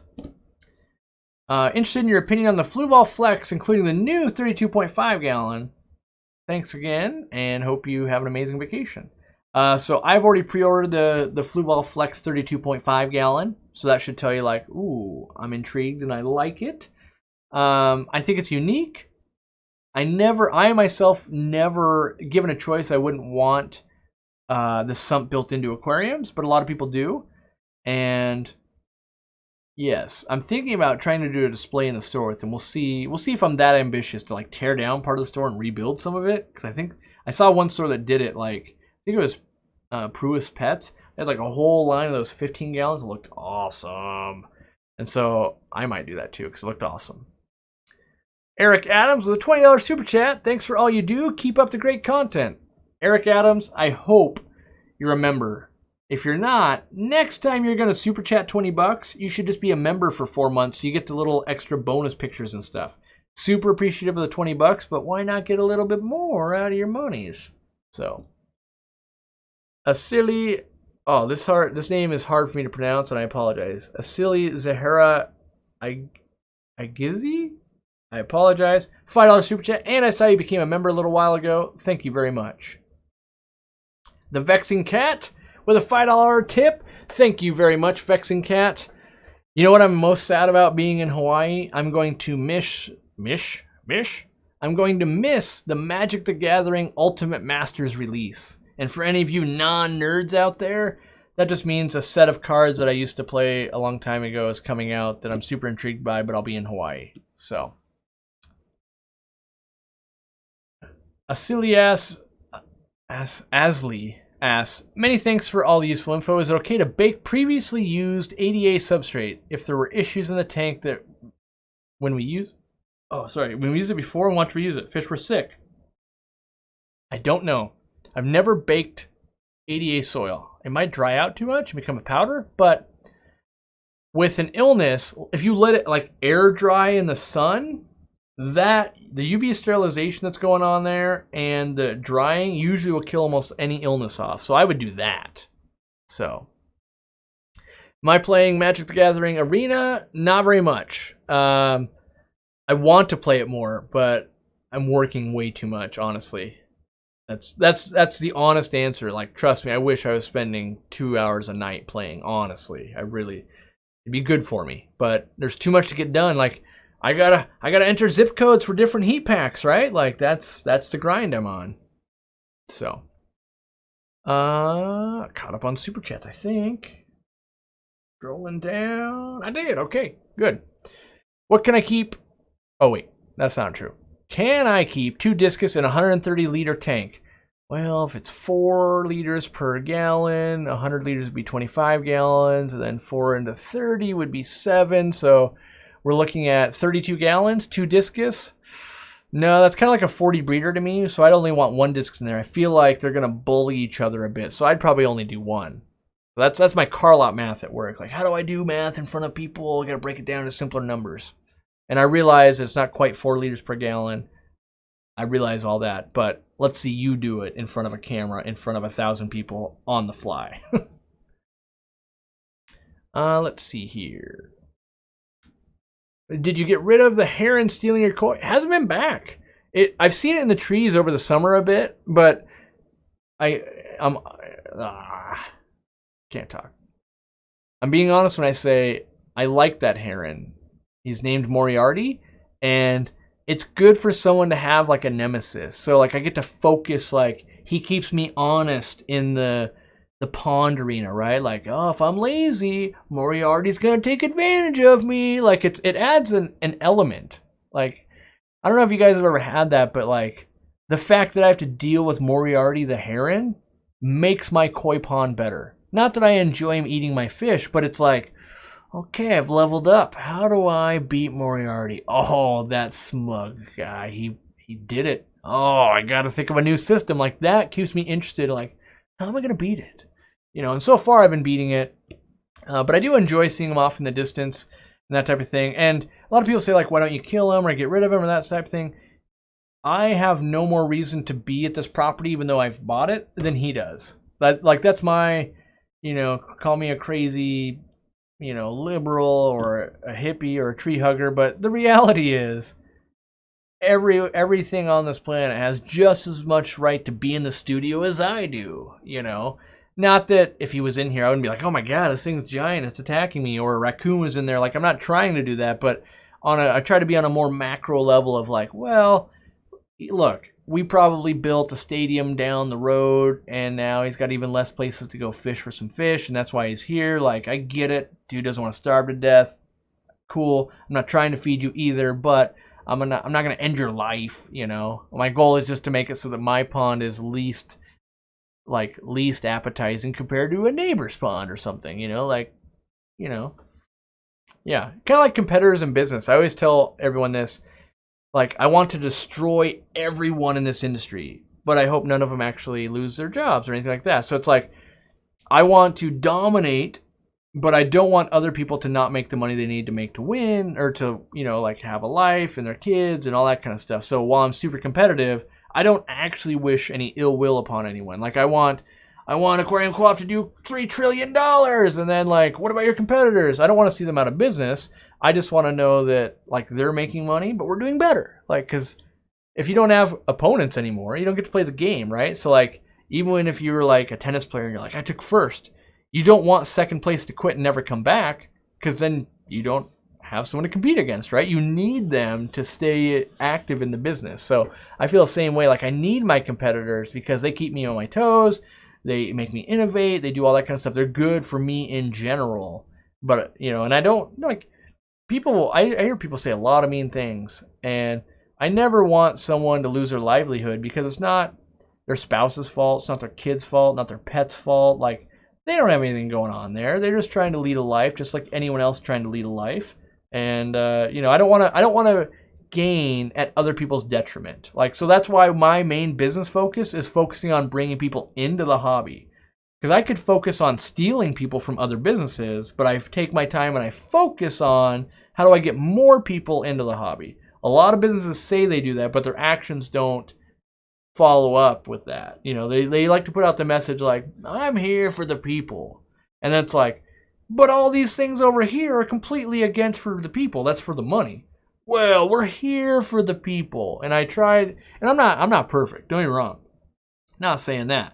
But for me, I would say most often I would have to say like, oh, I actually forgot that I was doing that. Or, oh, I didn't know I could do that better. But there are lots of businesses that do planned obsolescence and all this kind of stuff where it's like, you say you're pro-environment and you plan for things to break? How does that sit in the same boardroom decision, you know? All right. Hope to meet you in Dallas. Love the videos. You should. I should be at a booth. I don't know what booth I'll be at yet, but I plan to be there and shake your hand. Maybe we'll go out to dinner afterwards. I don't know.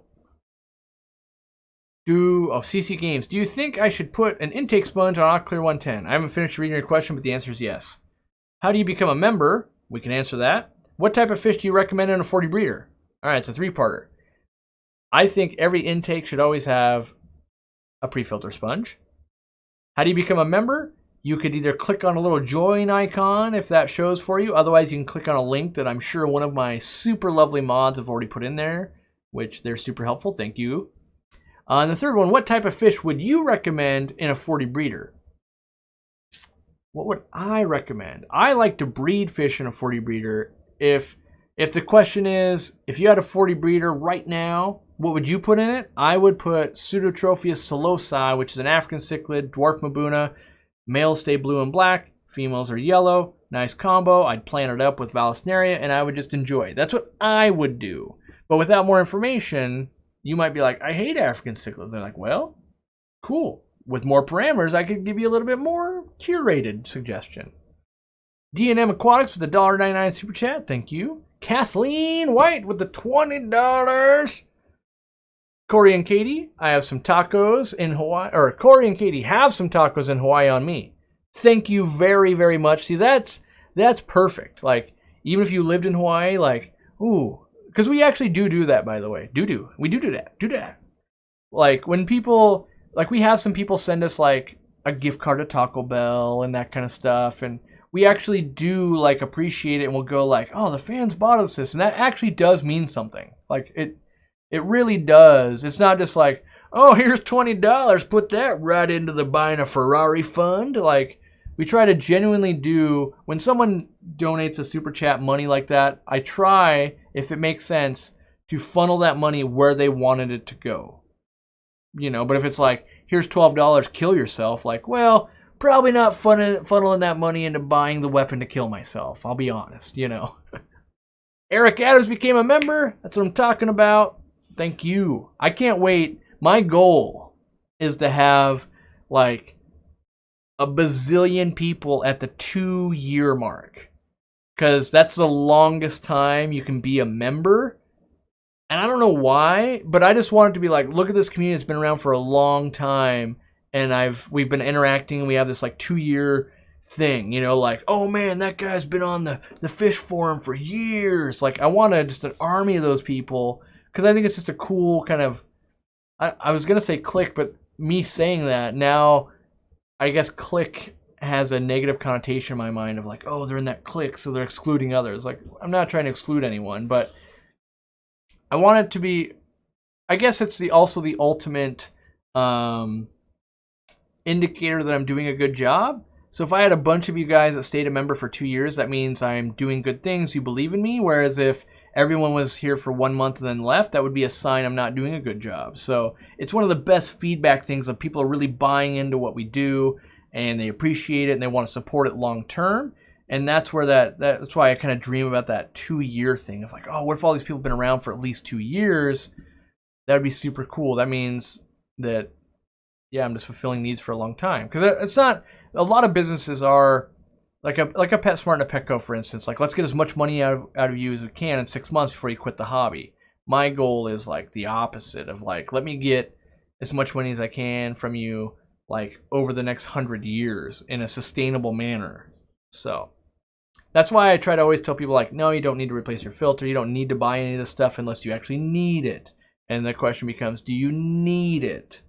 And I'm not convinced people always need stuff. People want a lot of things, but do we need stuff?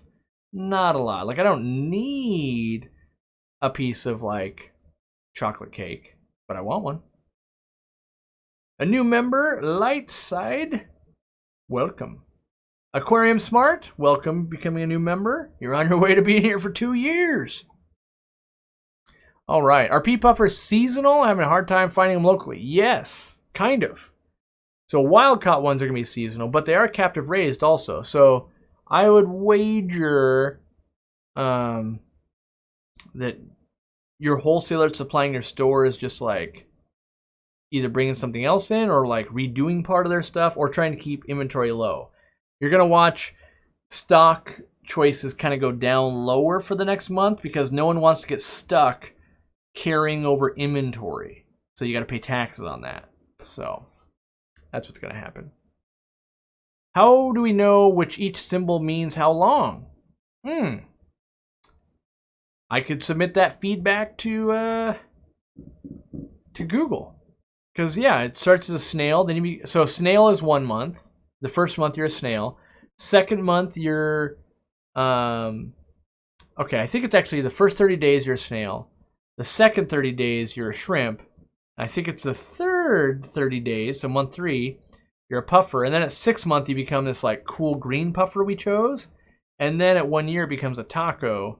And then after that, right now it's a taco, but I want it to be something else. I know I got at least 18 more months to figure out what the second taco level is going to be, you know? So it's like, let me just think of something. But I had to put something in while I was making them, so I chose that. And I'm not sure even 1 year is going to be a taco. Like, I want to think of something cooler, funnier, differenter. I don't know. Alrighty. My wife can't find my face. It's in the custom emojis from the cooperative. Yeah. Yes, Dean became a puffer. Nice. He's at the 3-month mark. Right? Yeah, 3 months. Pretty legit, someone talking about this live. Very good topic, but the local fish shop sold me a bag of plants for $10 and he had lots growing. So do know this was like a misfire live stream. We haven't talked about where to buy plants, but if I had honest advice about plants, buy them locally first if they're a good like price and good source. Like most businesses would tell you like buy them from me anyway. But the reality is if you got a great local source, buy them there. If you don't have a great local source, buy them from me. If I don't carry them, buy them from someone else, right? That would be my progression. Always like local, like if your neighbor is the world's best aquatic plant keeper, get your plants from them. Like it would be foolish of me to recommend like, well, you should buy them from me because yes. So, how many employees do I have now? Congrats on your business growth. 2 years went fast. Yes, a lot. So my wife works for me. We have the new director of operations. We have my cousin Justin, who's warehouse manager. We have Robert, store manager. We have Caitlin, who's new retail. We have Jordan, new warehouse. We have L, who is the fastest packer in the West. We have Sam, who is in high school, still working for us on the retail side. Well, he does a little bit of both, but mostly retail. We have Nick, who has bred knife fish and goldfish. And I was thinking about, is that 9? Oh, and then I've got, Jimmy. And then technically Joel works for us now, so that's 11. Who else? Do I have more? See, this is where I get into trouble, because if I forget someone right now, you know how much crap I'm going to get? But I'm in front of a live stream, and I've named 11. Now it's the game of, like, who was the 12th? I should have been. Should have named that one. I need to look at payroll. And then we have, like, a part-time bookkeeper, but they're, like, a contractor. And then we have our accountant. And then me, technically, I'm my own employee. So I would say I think officially 12. And then, like, technically anyone that's like an affiliate or anything like that, they're contracted employees because we have to issue them, like, W-9s. There's, like, another handful of those. And there's another one, too. So maybe 13. It's weird. I guess if you're only asking how many do I pay, like, their Social Security and that stuff on, I think the answer is 12. But there's a lot more people that work in this thing, I guess. It's gotten out of control, for sure. It's definitely a lot to manage, for sure. That's why I brought in the director of ops, which we need to shoot that video and make all that kind of stuff happen. Mostly, it's not that big of a secret. We just want to do something fun. Like, it's a reason to do something fun. So, all right.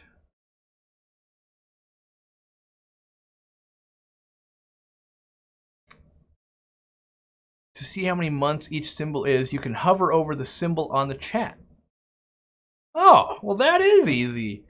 Yeah, so I hovered over Daryl Dimer. He's at 3 months. That makes it easy. So yeah, so if you hover over Aquarium Thoughts, so he's the one that made that statement. It says he's a new member. So that just means 30 days, and all the other ones will tell you the length. That's cool. So they did think of that. New Mexico Aquatic says, Corey, should we trim Java Fern and Dwarf Sag if the tips begin to turn yellow?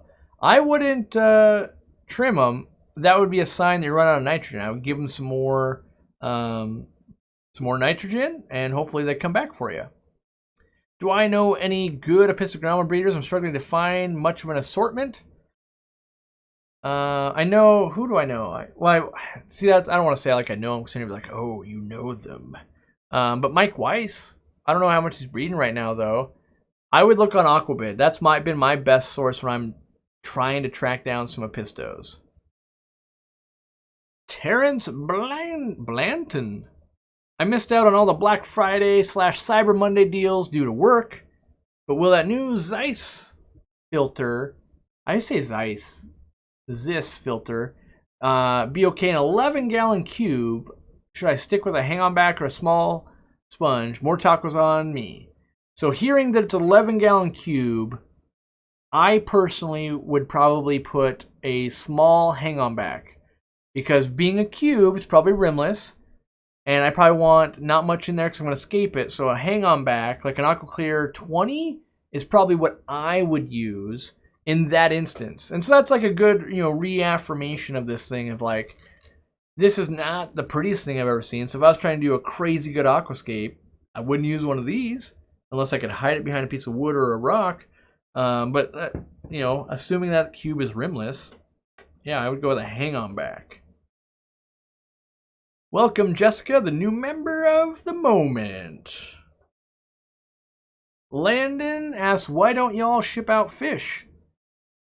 Type into YouTube why Aquarium Co-op doesn't ship fish. We have an hour-long thing on why we don't ship fish. And that'll fill it in. It'll explain it all for you. Because if I just tell you right now, you're going to go, well, what about this answer? Well, what about this answer? Well, what about this answer? And all of those are answered in that hour-long thing. Because it's natural for our brains to go, well, I've got the answer for that. And then it's like, well, what about this? Well, what about this? Well, what about this? Well, what about this? And we've answered all that. So, what do you recommend to establish a good cherry shrimp tank? My recommendation is get a tank, get it full of algae, keep something like a goldfish or like a blood parrot, just like something in there that's going to be easy to catch, like in an appropriately sized tank, and then like let them just poop up a storm and live with all the algae, and let the algae consume nitrates and all that stuff. Then remove those big fish, put the shrimp in there, and there's all those microbes from all the poop and the algae and all that. It's gonna be great. Get some couple pods going in there, it'll be a good time. So, is Joel the new secret employee? No. I think he's even said on his live stream he's been working for me for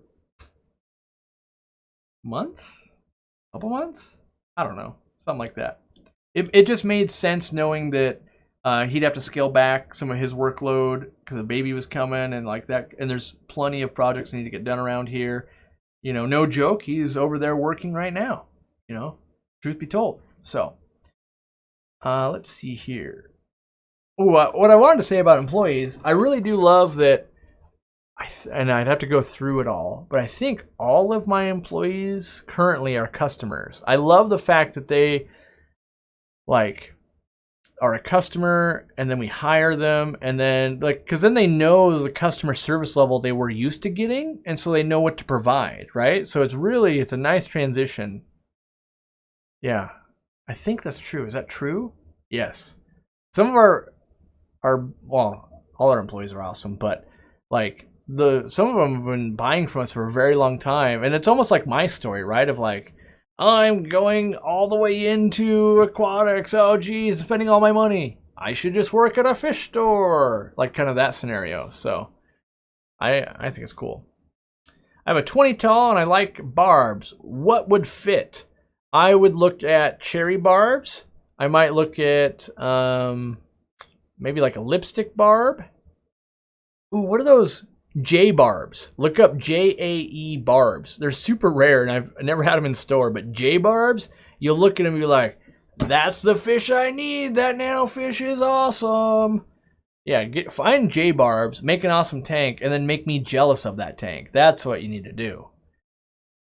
By the way, if you haven't gone to the website and clicked info and then clicked promo or giveaway or whatever, we're giving away 5 lights, any choice off the website. People like just like you will win.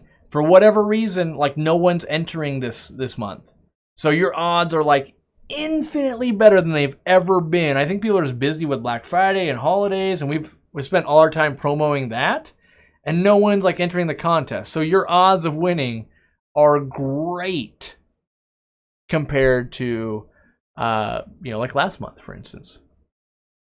Ooh, it is after 7. Can we get a like spike, someone says? Yes, let's get a like spike. Do I have anything cool to... When I shake this, like a shake weight, you have to hit the like button. All right, we're going to count it down. 5, 4, 3, 2, 1. Shake weight.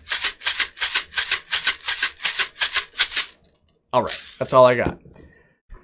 That's all I got. I need to get some sleep. I'm not going to bed now. I'm going to probably answer the 700 emails that have built up over the last 2 hours, because when you ship out 2,000 packages, inherently people want to ask questions about it. So I need to provide that support. I'm going to spend the night eating, answering questions, and then hopefully going to bed early so that, things will be over. Oh, I'm being stalked by the Corvus.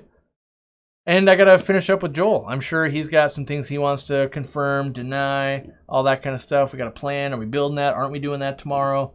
That type of thing. So it only gets crazier. The more people that get into the Aquarium Co-op thing, the more people need my attention, which you get. The more people we get as fans, more people need my attention. So try to balance it as nicely as I can and be fair to everyone, I hope. And realize that it used to be I could give everyone an hour. Well, now, now I can maybe give you a minute, unfortunately. So, someone says, Dan's Fish is live now. Head on over. Yes, if you've never seen Dan's Fish, he is the founder of, I don't even know the website, Gills? It's basically like an Aquabid variant, but I don't know. It's Gills something. Someone will put it up there, but go over to Dan's channel, check him out, and have a good night. And I'm gonna eat. That's what I'm gonna do. I'm gonna try to stop this stream because I don't even know how I started it. So there's that. So I'm gonna hit this end button. Goodbye.